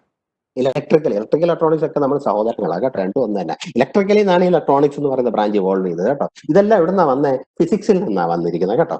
അപ്പോ മെക്കാനിക്കൽ ഓട്ടോമൊബൈൽ കിട്ടാൻ നിങ്ങൾക്ക് വിഷമമുണ്ടോ? കാരണം എന്താ, മെക്കാനിക്കൽ ഓട്ടോമൊബൈൽ പഠിച്ചു കഴിഞ്ഞാൽ ഇനി പറ്റുമോ? ഇനിയിപ്പോ വണ്ടികളുമായിട്ട് ബന്ധപ്പെട്ട കസർത്തുകൾ കാണിക്കണമെങ്കിൽ നമുക്ക് എന്ത് വേണം? ഇത് തന്നെ വേണം, ഇലക്ട്രോണിക്സ് വേണം. ഓക്കെ, അപ്പോൾ ക്യാൻ എന്ന് പറഞ്ഞു കഴിഞ്ഞാൽ കൺട്രോൾഡ് ഏരിയ നെറ്റ്വർക്കിംഗ്. അതെന്താണ് ഒരു രസകരമായിട്ടുള്ള ഞാൻ പറയുന്നതേ ഉള്ളൂ കേട്ടോ. ബാക്കി പ്രോട്ടോകോളുകളൊക്കെ നിങ്ങൾക്ക് കേൾക്കാൻ രസമില്ല, പ്രത്യേകിച്ച് ആമ്പിള്ളാർക്ക്. ഇതൊക്കെ എന്താണ് ഇങ്ങനെ പറയുന്നത്? SPI I2C ഇതൊന്നും നമുക്ക് ആവശ്യമില്ലാത്ത സാധനം. എന്നാൽ നിങ്ങൾക്ക് ആവശ്യമുള്ളൊരു സാധനം കൺട്രോൾ ഏരിയ നെറ്റ്വർക്ക് എന്ന് പറഞ്ഞു കഴിഞ്ഞാൽ, ഇത് പണ്ട് കാലത്ത് ഈ കാറുകളില് ഈ ഒരു ഇലക്ട്രോണിക്സ് കൊണ്ടുവന്നത് BMW എന്ന് പറയുന്ന കാർ. BMW. ഓക്കെ, BMW ആണ് ഈ ലോകത്തിലെ ഏറ്റവും നല്ല കാർ. ജർമ്മനി BMW മാത്രമല്ല, ഓഡി ഒക്കെ ഉണ്ട്, ബെൻസ്. അപ്പൊ ഇവര് എന്ത് ചെയ്തിട്ടാലും ഒരു ഇലക്ട്രോണിക് യൂണിറ്റ് സെൻട്രലിൽ വെച്ചു. എന്നിട്ട് എല്ലാ സെൻസറുകളിൽ നിന്നും കണക്ഷൻസ് വയർ വഴി ഇങ്ങനെ അങ്ങോട്ട് കൊടുത്തു. അപ്പോൾ സെൻട്രലിൽ ഒരു കൺട്രോൾ യൂണിറ്റ്, അപ്പോൾ സസ്പെൻഷൻ, ഫ്യൂവൽ ഇഞ്ചക്ഷൻ, സെൻസറുകൾ, വണ്ടി, പിന്നെ മറ്റേ എയർ ബാഗ്, വണ്ടികളെല്ലാം സെൻസറുകളാകട്ടോ, എല്ലാം ഉണ്ട്, എയർ കണ്ടീഷണർ, ഇതെല്ലാം വയർ ഇങ്ങനെ കൊണ്ടുവന്ന് ഈ സെൻട്രൽ കൺട്രോൾ യൂണിറ്റിലേക്ക് കണക്ട് ചെയ്തു. അപ്പൊ നോക്കിയപ്പോഴത്തേക്ക് ഏതാണ്ട് 6 കിലോമീറ്റർ കേബിളിങ് ഈ വണ്ടിക്കകത്ത് തന്നെ വന്നു. അത് തന്നെ പോട്ടെ, അത് വലിയ ഇഷ്യൂ എന്താന്ന് വെച്ച് കഴിഞ്ഞാല്, ഇതിൽ ഏതെങ്കിലും ഒരു വയർ കട്ടായാല് ഈ സാധനം കണ്ടുപിടിക്കാൻ പറ്റില്ല. അപ്പൊ അവര് പുതിയൊരു ടെക്നോളജി ഉണ്ട്. അവര് വിചാരിച്ചു ബമ്പർ ടു ബമ്പർ നമുക്ക് ഒരു 3 വയർ അങ്ങ് വലിക്കാം. അതിനെയാണ് നമ്മൾ ബസ് എന്ന് പറയുന്നത്. കൺട്രോൾ ഏരിയ നെറ്റ്വർക്കിംഗ് ക്യാൻ എന്ന് പറയുന്നത്. ഇപ്പൊ കമ്പ്യൂട്ടറുകളൊക്കെ നെറ്റ്വർക്ക് ചെയ്യുന്ന കണ്ടിട്ടില്ലേ? നിങ്ങൾ വയർ വഴി എല്ലാം ഒരു സ്വിച്ചിലേക്ക് കൊണ്ടുപോകുന്ന പോലെ ബമ്പർ ടു ബമ്പർ നമ്മളൊരു 3 കൺട്രോൾ ബസ് വലിച്ചു. എന്നിട്ട് ബാക്കി എല്ലാം ചെറിയ ചെറിയ യൂണിറ്റുകളാണ്, ഇൻഡിവിജ്വൽ യൂണിറ്റ്സുകളാണ് കൺട്രോൾ ചെയ്യുന്നത്. അതെല്ലാം ഈ കോമൺ ബസ്സിലേക്ക് കണക്ട് ചെയ്തു. അപ്പൊ എന്ന് വെച്ച് കഴിഞ്ഞാൽ ഓരോ സ്ഥലത്തും ഓരോരോ എംബഡഡ് ആപ്ലി സിസ്റ്റംസ്, ചെറിയ ചെറിയ പെരിഫറൽസ്, ഇതെല്ലാം ഒരു കോമൺ ബസ്സിലേക്ക് കണക്ട് ചെയ്യുന്നു. അപ്പോ അതാണ് can, control area networking. Okay, അപ്പൊ ഇനിയിപ്പോ USB ഇതെല്ലാം ഉണ്ട്. അപ്പൊ ഇതിനകത്ത് നമ്മൾ പുതിയതായിട്ട് കണ്ട സാധനങ്ങൾ SP, അതൊക്കെ നമ്മളിവർ കുറച്ച് കഴിയുമ്പോൾ വരും. ക്യാനൊന്നും നമ്മുടെ സിലബസിലില്ല, എന്നാൽ നിങ്ങൾക്ക് ആവശ്യം വരും. ഓക്കെ, നമുക്ക് ഇതിനകത്ത് UART SPI ഒക്കെ ഉണ്ട്, അതൊക്കെ അന്നേരം ആലോചിക്കാം. ഓക്കെ, ഇനിയിപ്പോ എന്തൊക്കെ തരം മെമ്പേഴ്സ് ഉണ്ടെന്ന് നോക്കാം. ഓക്കെ, നമുക്കിപ്പോ AVR ഫാമിലിയിൽ ക്ലാസിക് AVR എന്ന് പറഞ്ഞിട്ടാണ് ആദ്യം തുടങ്ങിയത്. ഞാൻ ഇതൊന്നും ജസ്റ്റ് ഇൻഫർമേഷൻ, ഇന്നത്തെ എല്ലാത്തിനും മാറ്റങ്ങളുണ്ട്. എന്ന് വെച്ചാൽ ആവശ്യമനുസരിച്ച് നമ്മൾ സെലക്ട് ചെയ്തതാണ് ഇവിടുത്തെ ഏറ്റവും ഇമ്പോർട്ടൻസ് കേട്ടോ. അത് കോഡ് മെമ്മറി, ഡാറ്റ മെമ്മറിയുടെ ഒക്കെ സൈസും ബാക്കി കാര്യങ്ങളൊക്കെ പറഞ്ഞിട്ട് എന്നാൽ ക്ലാസിക് AVR ആണ്. ഇതൊക്കെ പരീക്ഷയ്ക്ക് ചോദിക്കാവുന്ന സാധ്യതകൾ ജസ്റ്റ് ഒന്ന് പറഞ്ഞു ഓടിച്ചൊക്കെ പറഞ്ഞു പോവാം. ക്ലാസിക് AVR ആണ് ആദ്യം ഇറക്കിയത്, അതിപ്പോ ആരും യൂസ് ചെയ്യാറില്ല കേട്ടോ. അതിന്റെ സീരീസ് നോക്കിക്കഴിഞ്ഞാൽ 8090 എന്ന് പറയുന്ന സീരീസിൽ വരുന്ന സാധനം അതിപ്പം ഇല്ല, ഔട്ട്ഡേറ്റഡ് ആയിരുന്നു. ആദ്യം ആ പാവം പിള്ളേരുണ്ടാക്കിയ ആ കോർ ബേസ് ചെയ്തിട്ട് വന്ന സാധനങ്ങളായിരുന്നു 8090 സീരീസ് ക്ലാസിക്. അപ്പോൾ AVR ഫാമിലി മെമ്പേഴ്സ് ഒക്കെ ചോദിച്ചു കഴിഞ്ഞാൽ നിങ്ങൾക്ക് അത് ചെയ്യാം. ക്ലാസിക് AVR എക്സാമ്പിൾ പറയുമ്പോൾ 8090 സീരീസ് പറഞ്ഞ് അവസാനിപ്പിക്കാം. ഓക്കെ, അതിപ്പോ ഇല്ല. ദെൻ 80 മെഗാ സീരീസ്, ATmega, അതാ നമ്മൾ പഠിക്കുന്നത് കേട്ടോ. ATmega 8, ATmega 60, ATmega 32, ATmega 64, ATmega 1280 ഇത്തരം പ്രോസസ്സറുണ്ട്. ഇതിനകത്തൊക്കെ ചെറിയ ചെറിയ വ്യത്യാസങ്ങൾ എന്താണെന്ന് അവിടെ ഇത് ഞാനിവിടെ പറയേണ്ട കാര്യമില്ല. നിങ്ങൾ പവർ പോയിന്റ് അല്ലെങ്കിൽ ആവശ്യമായിട്ട് ചെറിയ ആപ്ലിക്കേഷൻ ഒക്കെ 8 ഉപയോഗിക്കാം, കുറച്ച് പെരിഫറൽസ് ഒക്കെ കണക്ട് 8 ഉപയോഗിക്കാം. അല്ലെങ്കിൽ 16 പിന്നിനൊക്കെ ആണെങ്കിൽ അറ്റ്മേഗ അല്ല 16 പിന്നല്ല സോറി, കുറച്ചുകൂടെ അഡ്വാൻസ് ചില ആപ്ലിക്കേഷൻ സെലക്ഷൻ അന്നിപ്പോ പറഞ്ഞത് നിങ്ങളെ ബോറടിപ്പിച്ചിട്ട് അർത്ഥമില്ല. അപ്പൊ മെഗാ സീരീസ് ഇതാണ് നമ്മളിവിടെ കവർ ചെയ്യുന്നത് കേട്ടോ. നമ്മളിവിടെ കൂടുതലും കവർ ചെയ്യുന്നത് അറ്റ്മേഗ 32. ഇതിന് ഇൻസ്ട്രക്ഷൻസ് എല്ലാം അങ്ങോട്ടും ഇങ്ങോട്ടും എല്ലാം ഒന്നാ കേട്ടോ. ഇപ്പൊ നിങ്ങൾ അറ്റ്മേഗ 32 എഴുതിയ കോഡ് തന്നെ അറ്റ്മേഗ 8ലും 16ലും ഒക്കെ വർക്ക് ചെയ്യും കേട്ടോ. അപ്പൊ അറ്റ്മേഗ 32 ഒരു പഠിത്തം 16 വേറെ പഠിത്തം ഇതൊന്നും ആവശ്യമില്ല. പഠിത്തമൊക്കെ ഒറ്റ പഠിത്തമേ ഉള്ളൂ. അത് 632 നമ്മളിപ്പോ ഒരു സ്റ്റാൻഡേർഡ് ആയിട്ട് 32 എടുത്തു, എല്ലാം ഒന്ന് തന്നെ. ഓക്കെ, അപ്പൊ മെഗാ സീരീസ്, അപ്പൊ ഞാൻ ക്ലാസിക് സീരീസ് പറഞ്ഞു, മെഗാ സീരീസ്. ടൈനി AVR അത് നിങ്ങൾ കണ്ടുപിടിച്ചാൽ മതി കേട്ടോ. ചെറിയ AVR ആണ്, ചെറിയ ആപ്ലിക്കേഷൻ. ഞാൻ ഇത് കഴിയുമ്പോഴത്തേക്ക് ചില ചോദ്യങ്ങൾ ചോദിക്കും. ആ ചോദ്യങ്ങൾക്ക് ഉത്തരം ഞാൻ ഇതെല്ലാം അങ്ങ് പറഞ്ഞു കഴിഞ്ഞാൽ പിന്നെ നിങ്ങൾക്ക് എന്തെങ്കിലും ചെയ്യാൻ വേണ്ടി ഞാൻ തോട്ട് ഓഫ് ദി ഡേ എന്ന് പറഞ്ഞ അവസാനം കുറച്ച് ക്വസ്റ്റ്യൻസ് ഇട്ടിട്ടുണ്ട്. അപ്പൊ അതിന് ആൻസർ ചെയ്യുമ്പോഴത്തേക്ക് ഇതൊക്കെ എന്താണെന്ന് മനസ്സിലാവും. അപ്പൊ ഞാൻ ജസ്റ്റ് പറഞ്ഞു പോവാണ് ടൈനി AVR. ഓക്കെ, പിന്നെ സ്പെഷ്യൽ പർപ്പസ് AVR, ഇതൊക്കെ കാറുകളിൽ യൂസ് ചെയ്യുന്നുണ്ട്. ക്യാൻ കണ്ടില്ലേ, 1890 ക്യാൻ. അതിനകത്ത് കൺട്രോൾ ചെയ്യാൻ നെറ്റ്വർക്ക് 1890 USB ഉണ്ട്. PW വെച്ചാൽ മോട്ടറിന്റെ സ്പീഡ് കൺട്രോൾ ചെയ്യാൻ യൂസ് ചെയ്യുന്നത് കേട്ടോ. അതിപ്പം ഇലക്ട്രിക് വെഹിക്കിൾസിലൊക്കെ യൂസ് ചെയ്യുന്നുണ്ടല്ലോ, മോട്ടറിന്റെ സ്പീഡ് പവർ നഷ്ടപ്പെടുത്താതെ കേട്ടോ. അതിന് വേണ്ടിയൊക്കെ അതൊക്കെ നിങ്ങൾ സ്വന്തം പിന്നെ സമയമുള്ളപ്പോൾ ഡിസ്കസ് ചെയ്യാം. ഓക്കെ, അപ്പോ ഞാൻ ഇനിയിപ്പോ അധികം സമയം കളയുന്നില്ല. ഞാൻ ഇതൊക്കെ എന്റെ ബ്ലോക്ക് ഡയഗ്രം ഒക്കെയാണ്. അപ്പൊ ബ്ലോക്ക് ഡയഗ്രം ഒക്കെ ജസ്റ്റ് ഒന്ന് ഓടിച്ചു പറഞ്ഞു, ഇത് പരീക്ഷയ്ക്ക് ചോദിക്കുന്ന ഒരു സാധനമാണ് കേട്ടോ. അത് ഞാൻ ഇനിയിപ്പോ ഞാനിങ്ങനെ തിയറി പറഞ്ഞുകൊണ്ടിരിക്കുന്നത് നിങ്ങൾക്ക് വലിയൊരു ബോറിംഗ് ആയിട്ടുള്ള ഏർപ്പാടാണ്. ഓക്കെ, ഞാനപ്പം ഇത് കുറച്ച് ഇത് യൂസ് ചെയ്യുന്നത് എങ്ങനെയാണെന്ന് പറയാം. ഓക്കെ, ഇതൊക്കെ പരീക്ഷയ്ക്ക് ചോദിക്കുന്നെങ്കിൽ പക്ഷേ നിങ്ങളെ ടീച്ചർമാർ കവർ ചെയ്യും. അല്ലെങ്കിൽ നമ്മൾ ഇനിയിപ്പോ ഒരു സെഷൻ നമ്മുടെ കോർഡിനേറ്റർ എനിക്ക് തരികയാണെങ്കിൽ നമുക്ക് ഇതിപ്പം റോസ് മിസ് ആണല്ലോ നമ്മുടെ ഈ പ്രോഗ്രാമിന്റെ ഈ കോഴ്സിന്റെ കോർഡിനേറ്റർ ടീച്ചർ. നമുക്ക് ഷോർട്ടും കൂടെ തരികയാണെന്നുണ്ടെങ്കിൽ നമുക്ക് നിങ്ങളെ ഇനി ചിലപ്പോൾ ഒരു പക്ഷേ മീറ്റ് ചെയ്യാൻ പറ്റും. ഇല്ലെങ്കിൽ ഇനി തൊട്ടടുത്ത് വരുന്ന ആളൊക്കെ ഇതെടുക്കും. കാരണം നമുക്ക് തുടക്കത്തിൽ തന്നെ ഇതൊക്കെ പഠിപ്പിച്ച് നിങ്ങളെ ബോറടിപ്പിക്കുന്നതിൽ അർത്ഥമില്ല. ഓക്കെ, അപ്പൊ ഞാൻ ഒരു മൈക്രോ കൺട്രോളർ, നമ്മൾ ഈ മൈക്രോ കൺട്രോളർ എങ്ങനെ യൂസ് ചെയ്യാൻ പോകുന്നത് പറയാം. പണ്ട് പറഞ്ഞ സാധനം തന്നെ ഒന്നും കൂടെ പറയാം, അങ്ങനെ എല്ലാവരും കേട്ടിട്ടുണ്ടാവില്ലല്ലോ അല്ലേ. അപ്പൊ ഞാൻ അതിലേക്ക് കിടക്കാം. ഓക്കെ, ഞാൻ ഒരു മൈക്രോ കൺട്രോളർ കൊണ്ട് ഒരു സാധനം ഉണ്ടാക്കാൻ പോവുക. അതിന് എന്തൊക്കെ വേണം? കാരണം എന്ന് വെച്ചാൽ ഇത് നിങ്ങൾ എന്തെങ്കിലും ഉണ്ടാക്കിയിട്ടുണ്ടാവണം കേട്ടോ, അല്ലാതെ വേറെ കാര്യമൊന്നുമില്ല.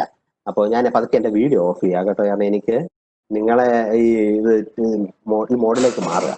ഓക്കെ, അപ്പോ നമ്മള് അറ്റ്മേഗ 32 എന്ന് പറയുന്ന മൈക്രോ കൺട്രോളറാണ്. നിങ്ങൾക്ക് ഇപ്പൊ എന്താ ഉണ്ടാക്കേണ്ടത് അതൊന്ന് പറഞ്ഞേ. അറ്റ്മേഗ 32 വെച്ചിട്ട് ഒന്ന് പറഞ്ഞേ. ഒരു കാര്യം ചെയ്യാം, നമുക്ക് മറ്റേ ഹാൻഡ് സാനിറ്റൈസർ ഉപയോഗിക്കുന്ന സാധനം ഉണ്ടാക്കാം അല്ലേ. ഇപ്പൊ പലരുടെയും മനസ്സിൽ തോന്നിയിട്ടുണ്ടാവും. അതിലേക്ക് നമ്മൾ തീർന്നു, നമ്മൾ എങ്ങനെ യൂസ് ചെയ്യുന്ന നോക്കാം. അപ്പൊ അറ്റ്മേഗ 32 എന്ന് പറയുന്നത് 40 പിന്നുള്ള ഒരു പ്രോസറാണ്. എന്നാൽ അറ്റ്മേഗ 18 ആണെങ്കിൽ 16 പിൻ 28 പിന്നേ ഉള്ളൂ. അപ്പൊ ആവശ്യാനുസരിച്ച് നിങ്ങൾക്ക് പിന്നെ കുറച്ച് ഫംഗ്ഷൻസ് മതിയെന്നുണ്ടെങ്കിൽ നിങ്ങൾക്ക് അതനുസരിച്ച് സെലക്ട് ചെയ്യാം. അപ്പൊ ആദ്യം എന്തൊക്കെ വേണം നോക്കാം. ഓക്കെ, അപ്പൊ ഞാൻ അന്ന് വരച്ച പോലെ തന്നെ ഇയാൾക്ക് ഇത് തന്നെ പണിയുള്ളതൊന്നും കരുതണ്ട. ഞാൻ ഇതെല്ലാം ഒന്ന് തന്നെയാണെന്ന് ഞാൻ പറഞ്ഞില്ലേ. ഓക്കെ, അപ്പൊ ഇതെന്ത് പ്രോസർ നമ്മൾ പഠിക്കാൻ പോകുന്ന അറ്റ്മേഗ 32. ഓക്കെ, കണക്ട് ചെയ്യാൻ VCC ഗ്രൗണ്ട് വേണം, പ്ലസ് VCCയും വേണം, ഗ്രൗണ്ടും വേണം. വേണ്ടേ? എല്ലാ പ്രോസറും തന്നെ. ഇത് 5 വോൾട്ടിലാണ് വർക്ക് ചെയ്യുന്നത്. ഇത് 5 വോൾട്ടിലാണ് വർക്ക് ചെയ്യുന്നത്. പക്ഷേ എല്ലാ 5 വോൾട്ടിലല്ല വർക്ക് ചെയ്യുന്നത്, അത് മറക്കണ്ട. ഞാനിപ്പോ ചോദിച്ച ചോദ്യങ്ങൾ വരും. ചിലപ്പോൾ 1.5 വോൾട്ടിൽ വർക്ക് ചെയ്യേണ്ട ആപ്ലിക്കേഷൻസ് വരും ഒരു ബാറ്ററിയിൽ. അപ്പൊ ഈ പ്രോസർ ഒന്നും പറ്റില്ല കേട്ടോ. അതൊക്കെ അതിനൊരു ചിലക്കാണ്. ചില മിക്ക സാധനങ്ങൾ ഒരു ബാറ്ററി കൊണ്ടൊക്കെ വർക്ക് ചെയ്യും. ചിലപ്പോൾ ആ സാനിറ്റൈസർ ഒക്കെ ചിലപ്പോൾ ഒരു AAA ബാറ്ററിയിൽ വർക്ക് ചെയ്യേണ്ടി വരും. അല്ലാതെ അപ്പൊ ഈ പ്രോസർ ഒന്നും ഉപയോഗിക്കാൻ പറ്റില്ല. അത് ഞാനൊരു ചോദ്യം ഇവിടെ പോസ്റ്റ് ചെയ്യുന്നുണ്ട്. ഓക്കെ, അന്ന് ഞാൻ പറഞ്ഞതുപോലെ സാധാരണ ഒരു ക്രിസ്റ്റൽ ആണ് നമ്മൾ കണക്ട് ചെയ്ത് തുടങ്ങുന്നത് അല്ലേ, തുടങ്ങുന്നത്. ഓക്കെ, എങ്ങനെയാണ് ഞാൻ അന്ന് പറഞ്ഞത്. ഓക്കെ, അന്നത്തെ വീഡിയോ കാണുമ്പോൾ ഇതിനെ കുറിച്ചൊക്കെ കുറച്ച് മനസ്സിലാവും. 33 PF കപ്പാസിറ്ററോ 2 33 PF കപ്പാസിറ്റർ ഇടാം. പിന്നെ അതേപോലെ 11.0592 MHz ക്രിസ്റ്റൽ യൂസ് ചെയ്യാം. ഇവിടെ ഒരു പ്രത്യേകത എന്താന്ന് വെച്ച് കഴിഞ്ഞാൽ ഇത് വേണമെന്നില്ല. നമ്മുടെ ഈ മൈക്രോ കൺട്രോളർ വർക്ക് ചെയ്യാൻ ക്രിസ്റ്റൽ നിർബന്ധമല്ല. അതാണ് മറ്റേത് ക്രിസ്റ്റൽ ഉണ്ടെങ്കിലേ വർക്ക് ചെയ്യില്ല. കാരണം നിങ്ങൾ ഇനി ക്രിസ്റ്റൽ അതിനകത്ത് കൊണ്ട് കണക്ട് ചെയ്താൽ പോലും ക്രിസ്റ്റൽ വർക്ക് ചെയ്യില്ല. ക്രിസ്റ്റൽ യൂസ് ചെയ്യുന്നത് പ്രിസിഷൻ ആപ്ലിക്കേഷന്, പ്രത്യേകിച്ച് കമ്മ്യൂണിക്കേഷൻ ഒക്കെ യൂസ് ചെയ്യുന്നത്. അത് അത്ര പ്രിസിഷൻ ആയിട്ടുള്ള ക്ലോക്ക് വേണ്ട കേസിൽ മാത്രമേ. അപ്പൊ പക്ഷെ ഇത് വെറുതെ കൊണ്ട് കണക്ട് ചെയ്താൽ വർക്ക് ചെയ്യില്ല. അതിനെ കുറച്ച് സെറ്റിംഗ്സ് ഒക്കെ ഉണ്ട് കേട്ടോ. ഞാൻ അതൊന്നും ഇപ്പൊ പറയുന്നില്ല. അപ്പോ ഇത് ആവശ്യമുണ്ടോ എന്ന് ചോദിച്ചു കഴിഞ്ഞാൽ നിർബന്ധമില്ല. ഇത് വേണ്ട, യൂസ് ചെയ്യണമെങ്കിൽ യൂസ് ചെയ്തോ. അപ്പൊ ഈ സെഷൻ വേണമെങ്കിൽ ടോട്ടലി ഒഴിവാക്കാം. പക്ഷേ ഇത് ഒഴിവാക്കിയുള്ള മെച്ചം എന്താ? ഇപ്പം ബൾക്കായിട്ടൊക്കെ സാധനം പ്രൊഡ്യൂസ് ചെയ്യുന്ന സമയത്ത് നിങ്ങൾക്ക് ഒരു ക്രിസ്റ്റൽ ഒഴിവാക്കി കഴിഞ്ഞാൽ നിങ്ങൾക്ക് ഒരു കൺസിഡറബിൾ എമൗണ്ട് സേവ് ചെയ്യാം. ഒരു ക്രിസ്റ്റലിനൊക്കെ 10 രൂപ വിലയുണ്ട്. ഒരു കപ്പാസിറ്ററിനാണെങ്കിൽ ഒരു 30 പൈസയൊക്കെ വിലയുണ്ട്. അപ്പൊ നിങ്ങൾ വിചാരിക്കും 10 രൂപയ്ക്കാണ് ഇത്ര പിശുക്കണമെന്ന് വിചാരിക്കും അല്ലേ? നിങ്ങൾ ആലോചിച്ച് 1 ലക്ഷം പ്രോഡക്റ്റ് ഇറക്കുക, 10 രൂപ സേവ് ചെയ്താൽ നിങ്ങൾക്ക് എത്ര സേവിങ് ഉണ്ടായി ഇല്ലേ? ഇപ്പൊ ഇലക്ട്രിക് മീറ്ററുകളൊക്കെ ലക്ഷക്കണക്കിന് പ്രോഡക്റ്റ് ഉണ്ടാക്കുക അല്ലേ? അതിനൊക്കെ ഒരു ക്രിസ്റ്റൽ ഒഴിവാക്കി കഴിഞ്ഞാൽ അത്ര ലാഭമില്ല. ചൈനീന്നൊക്കെ വരുന്ന കണ്ടില്ല, എന്തൊരു കോമ്പറ്റീഷനാ. അപ്പോ ഇനിയിപ്പോ നമ്മൾ ഇതുപോലുള്ള പ്രോഡക്റ്റുകളൊക്കെ ഉണ്ടാക്കാൻ പോകുന്ന കാര്യമൊക്കെ നിങ്ങൾക്ക് അറിയാമല്ലോ അല്ലെ? അതേപോലെ നിങ്ങൾക്ക് ഞാൻ അന്ന് റീസെറ്റ് സർക്യൂട്ടിനെ കുറിച്ച് പറഞ്ഞു ഇല്ലേ? ഇവിടെ ഉണ്ട് റീസെറ്റ്, അത് ഇവിടെ ഉണ്ട് കേട്ടോ. അത് SPCC ആയിട്ട് കണക്ട് ഇത്രയും ചെയ്താൽ മതി. ഒരു 10K ഇട്ടിട്ട് ആ റീസെറ്റ് പിന്നിനെ അങ്ങ് VCC ആയിട്ട് കണക്ട് ചെയ്താൽ മതി. കാരണം ഇതിനകത്ത് മറ്റേ നമ്മൾ കപ്പാസിറ്റർ ഒക്കെ ഇട്ട കാര്യം നിങ്ങൾ പലപ്പോഴും ഇതിപ്പോ കാണാത്തവർ ആ വീഡിയോ പോയി കണ്ടോ? അപ്പൊ നിങ്ങൾക്ക് കുറച്ചുകൂടി ക്ലിയർ. പറഞ്ഞ കാര്യം വീണ്ടും ഒരേ ആൾ ആവർത്തിക്കേണ്ട എന്നുള്ളത് കാരണമാണ് ഞാൻ ഈ പഴയ റെഫറൻസ് വയ്ക്കുന്നത്. അപ്പൊ അത് തീർന്ന ഒരു സബ്ജക്ട് ആണ്. ഇനി അതിൽ പോയി നോക്കിയിട്ട് കാര്യമില്ല ഒന്നും അല്ല. അത് അസാപ്പിന്റെ സൈറ്റിൽ ഓൾറെഡി അതിനകത്ത് അത് കിടപ്പുണ്ട്. അത് പോയി നോക്കിക്കഴിഞ്ഞാൽ ഇതെല്ലാം വീണ്ടും പറയുന്നത്. അപ്പൊ ഞാനതൊന്നും വലിയ ഡീറ്റെയിൽ ആയിട്ട് പോകുന്നില്ല. ഓക്കെ, ഇവിടെ നിങ്ങൾക്ക് ഒരു 10K ഇട്ടാൽ മതി. ഓക്കെ, ഞാൻ ഇതിനകത്ത് കൂടുതലൊന്നും പറയുന്നത്. ഞാൻ ഇപ്പൊ മെയിൻ ആയിട്ടുള്ള ഒരു സമയത്തിന്റെ ഷോർട്ടേജ്, എങ്ങനെ നമ്മൾ ഇതിനകത്തേക്ക് കമ്പ്യൂട്ടറിൽ കോഡ് എഴുതും. സിയില് നമുക്കൊരാവശ്യമുള്ള ഒരു ആപ്ലിക്കേഷൻ എടുത്തിട്ട് കമ്പ്യൂട്ടറിൽ എങ്ങനെ കോഡ് എഴുതേ? ഞാൻ ആദ്യമേ പറഞ്ഞു, നിങ്ങൾ കമ്പ്യൂട്ടറിൽ കോഡ് സ്വന്തമായിട്ടൊന്നും എഴുതണ്ട. ഓപ്പൺ ഡൊമൈനിൽ ഓൾറെഡി നെറ്റിൽ കിടക്കുന്ന കോഡുകൾ എടുത്ത് അതിനെ എഡിറ്റ് ചെയ്യുക. ഞാൻ പറഞ്ഞില്ല, ആരോഗ്യ സേതു ആപ്പ് നിങ്ങൾക്ക് ഇപ്പൊ നെറ്റിൽ ഓപ്പൺ സോഴ്സിൽ ഓപ്പൺ ഡൊമൈനിൽ സാധനം കിടപ്പുണ്ട്. നിങ്ങൾക്കിപ്പോ അത് ഒരാളെ ട്രാക്ക് ചെയ്യുന്ന ഒരു പ്രോഡക്റ്റ് ഉണ്ടാക്കണമെന്ന് ഒരു കസ്റ്റമർ പറയാം അല്ലെ? എന്താണ് ഇപ്പൊ പോളിടെക്നിക്കിലെ ചെക്കന്മാര് ഞങ്ങൾ ഓർഡർ തരാം. ഈ പോളിടെക്നിക്കിലെ ചെക്കന്മാര് ക്ലാസ്സിൽ കയറാതെ അലഞ്ഞു തിരിഞ്ഞ് നടക്കുന്നത് ഒന്ന് കണ്ടുപിടിക്കാൻ ഒരു ആപ്പ് നിങ്ങൾക്ക് ചെയ്തു തരാമോ എന്ന് ചോദിക്കുക പ്രിൻസിപ്പളെ വിളിച്ചു, അതായത് സർക്കാർ ചോദിക്കുക. സ്കൂൾ പിള്ളേര്, പോളിടെക്നിക്കൽ പിള്ളേരെ പോട്ടെ, നിങ്ങളൊക്കെ നല്ല മുതിർന്ന പിള്ളേരായത് കാരണം നിങ്ങളെ കൺട്രോൾ ചെയ്യാൻ പറ്റുമോ? ഇല്ല. ഓരോരുത്തർ നിങ്ങൾക്ക് നിങ്ങളുടേതായ അവകാശങ്ങളുണ്ടല്ലോ. 18 വയസ്സ് കഴിഞ്ഞാൽ പിന്നെ ഇൻഡിവിജ്വൽ അല്ലേ, നമ്മൾ പറയണമെന്നൊക്കെ പറയാം. നിങ്ങളെ കൺട്രോൾ ചെയ്യാനൊന്നും ബുദ്ധിമുട്ടാണ്. സ്കൂളിലെ കുട്ടി, ഒരു 18 വയസ്സിൽ താഴെയുള്ള കുട്ടി വീട്ടിൽ നിന്ന് ഇറങ്ങിക്കഴിഞ്ഞാൽ എവിടെയൊക്കെ പോകുന്നു എന്ന് കണ്ടുപിടിക്കാനുള്ള ഒരു പ്രോഡക്റ്റ് ഉണ്ടാക്കി തരാൻ ഒരു സർക്കാർ അല്ലെങ്കിൽ ഒരു കമ്പനി നിങ്ങളോട് ആവശ്യപ്പെടുക. നിങ്ങൾ കോട്ട് ചെയ്യാ കാര്യം എന്താ? ഈ പ്രോഡക്റ്റിന്റെ കോഡ് ഓൾറെഡി ആരോഗ്യ സേതു ആപ്പിൽ അവിടെ കിടപ്പുണ്ട്. ആരോഗ്യ സേതു ആപ്പ് ഇതെല്ലാം ചെയ്യുന്നുണ്ടല്ലോ ഓൾറെഡി. ആ കോഡ് എടുത്ത് ആവശ്യമായ മോഡിഫിക്കേഷൻസ് ഒക്കെ വരുത്തി നിങ്ങൾ ടെൻഡർ പാർട്ടിസിപ്പേറ്റ് ചെയ്യുക. എത്ര രൂപയ്ക്ക് ടെൻഡർ പാർട്ടിസിപ്പേറ്റ് ചെയ്യുക? ഞാൻ പറഞ്ഞില്ല, സാറ് പറഞ്ഞു ആരോഗ്യ സേതു ആപ്പിന്റെ കോഡ് എടുത്ത് എഡിറ്റ് ചെയ്താൽ മതി. അപ്പൊ ഞാനൊരു കാര്യം ചെയ്യാം, 10,000 രൂപയ്ക്ക് കോട്ട് ചെയ്യാന്ന് പറയും അല്ലേ? നിങ്ങൾക്ക് ആരെങ്കിലും ഓർഡർ തരുമോ? ഇല്ല. കാര്യം എന്താ? നിങ്ങൾ 10,000 രൂപയ്ക്ക് കോട്ട് ചെയ്യുക എന്ന് പറയുമ്പോൾ തന്നെ നിങ്ങൾക്ക് മനസ്സിലായി കണ്ട് ഇവന് ഈ മേഖലയിൽ നിന്ന് വലിയ വിവരമൊന്നുമില്ല. മറ്റേത് പ്രോഡക്റ്റ് വാങ്ങിച്ചു കഴിഞ്ഞാൽ നമ്മൾ പെട്ടുപോയി. ഇവന് അപ്പൊ നിങ്ങൾ എത്ര രൂപയ്ക്ക് കോട്ട് ചെയ്യും? 1 കോടി രൂപയ്ക്ക് കോട്ട് ചെയ്യുമോ? ഒരു കുഴപ്പമില്ല. അപ്പൊ നിങ്ങൾക്ക് എത്ര രൂപ കിട്ടി? നിങ്ങൾ എത്ര രൂപ ചെലവാക്കി? നിങ്ങൾ സ്വന്തം എഴുതിയില്ലേ? എത്ര രൂപ കിട്ടി? ആ ഭക്ഷണത്തിനെല്ലാം കൂടി ഒരു 10,000 രൂപ മാറ്റി വെക്കുക. അപ്പൊ എത്ര രൂപ ബാക്കി കിട്ടി? 99 ലക്ഷത്തി കുറയ്ക്കാൻ തന്നെ ഇത്തിരി പണിയാകട്ടെ. നമ്മൾ ഇത്രയും പൈസ ഒന്നും നമ്മൾ കണ്ടിട്ടില്ല. കാരണം കുറയ്ക്കാൻ തന്നെ നമുക്ക് ബുദ്ധിമുട്ട്. അപ്പോൾ ശരിയായില്ലേ? ഓഡിഷനായില്ലേ? BMW വാങ്ങിച്ചൂടെ അല്ലേ? അതായത് ഓപ്പൺ ഡൊമൈനിലുള്ള കാര്യങ്ങൾ. അപ്പൊ ഇതിന്റെയൊക്കെ മെജോറിറ്റി കോഡുകളും ഓപ്പൺ ഡൊമൈനിലാണ്. So you can use it. Okay, അപ്പൊ ഇത് എങ്ങനെയാണ് ആ പ്രോഗ്രാം? അപ്പൊ ഒന്ന് നിങ്ങൾ ഇപ്പൊ ഞാൻ ഈ പറഞ്ഞതിന് ശേഷം നിങ്ങൾക്ക് പോയി ഈ സാധനം യൂസ് ചെയ്യാം. ഓക്കെ, അതിന് നമ്മളിവിടെ ഞാൻ അന്ന് പറഞ്ഞ സെയിം സാധനം തന്നെയാണ്. ഓപ്പൺ ഡൊമൈനിൽ നിങ്ങൾക്ക് ചില പ്രോഗ്രാമറുകൾ നമ്മളിവിടെ റെക്കമെൻഡ് ചെയ്യുന്നത് USB ASP എന്ന് പറയുന്ന ഒരു പ്രോഗ്രാമർ ഉണ്ട്. അത് നിങ്ങൾക്ക് ഉണ്ടാക്കിയെടുക്കാം. അതല്ലെങ്കിൽ നിങ്ങൾക്കത് വാങ്ങിക്കാം. ഒരു 300 രൂപ കൊടുത്തു കഴിഞ്ഞാൽ നിങ്ങൾക്ക് വാങ്ങിക്കാൻ കിട്ടും. നെറ്റ് കയറി നോക്കിയാൽ മതി. ഇപ്പൊ ഞാൻ ഈ പറഞ്ഞതിന് ശേഷം നിങ്ങൾ നെറ്റ് കയറി കഴിഞ്ഞാൽ 250 രൂപയ്ക്ക് സാധനം കിട്ടും. നിങ്ങൾക്ക് ഉണ്ടാക്കണമെന്നുണ്ടെങ്കിൽ ഒരു 200 രൂപ ചിലവുള്ളൂ. പക്ഷേ ഉണ്ടാക്കാൻ ഈ കോമ്പണന്റ് വാങ്ങാൻ പോണെങ്കിൽ വണ്ടിക്കൂലി വേറെ കൊടുക്കരുത്. അപ്പൊ അങ്ങനെ നോക്കുമ്പോൾ ചില കാര്യങ്ങൾ ഇങ്ങനെ വാങ്ങുന്നതായിരിക്കും ലാഭം. ഓക്കെ, ഇത് നിങ്ങളുടെ കമ്പ്യൂട്ടറിലുമായിട്ട് കണക്ട് ചെയ്യാം USB വഴി. എന്നിട്ട് കമ്പ്യൂട്ടറിൽ നിങ്ങൾ കോഡ് എഴുതിക്കോ, അതിനകത്തേക്ക് ട്രാൻസ്ഫർ ചെയ്യും, സാധനം വർക്ക് ചെയ്യും. ഓക്കെ, ഞാൻ തൽക്കാലം ഈ ഒരു കോൺസെപ്റ്റ് വെച്ച് നിർത്തുക. കാരണം എനിക്കിത് പറയേണ്ടി വന്നതെന്ന് വെച്ചാൽ ഞാൻ ഈ പോസ്റ്റ് ചെയ്യാൻ പോകുന്ന ചോദ്യങ്ങളില് കുറച്ച്, അപ്പൊ ഞാൻ LED കുറിച്ചോ ബാക്കി സാധനങ്ങളൊന്നും പറഞ്ഞില്ലേ? ഓക്കെ, സമയം തീരെ അല്ലേ? സമയം ഓൾമോസ്റ്റ് 50 മിനിറ്റ്സ് ആയി. നമുക്ക് ക്വസ്റ്റ്യൻ ആൻസേഴ്സിലേക്ക് കടക്കാം. സാർ ഒന്ന് വൈൻഡ് അപ്പ് ചെയ്താലേ? അപ്പൊ ഞാൻ വൈൻഡ് അപ്പ് ചെയ്യാണ്. അപ്പൊ ഞാൻ അതിന് മുമ്പേ ആ ക്വസ്റ്റ്യനിലേക്ക് വരുന്നതിന് മുമ്പുള്ള കാര്യങ്ങളിലേക്ക് ഒന്ന് കടന്നോട്ടെ. അപ്പൊ അതാണ് ഞാൻ നിർത്തുന്നത് കേട്ടോ. പ്രോഗ്രാമിംഗിലേക്ക് കിടക്കുക. ഒരു ഇമ്പോർട്ടന്റ് ആയിട്ടുള്ള ഒരു ഇൻഫർമേഷനും കൂടെ പറഞ്ഞിട്ട് അവസാനിപ്പിക്കുക. ഓക്കെ, അപ്പൊ നിങ്ങൾ കണ്ടിട്ടുണ്ടാവും. ഈ സാധനം നിങ്ങൾ കണ്ടോ? ഇത് കാണാൻ പറ്റുന്നില്ലേ? ഇത് Arduino Uno. ഇതെന്തുവാ ഇത്? ഞാൻ തിരിക്കുന്ന പ്രോസസർ AVR പ്രോസസറാ. ATmega 328 എന്ന് പറയുന്ന പ്രോസസറാ.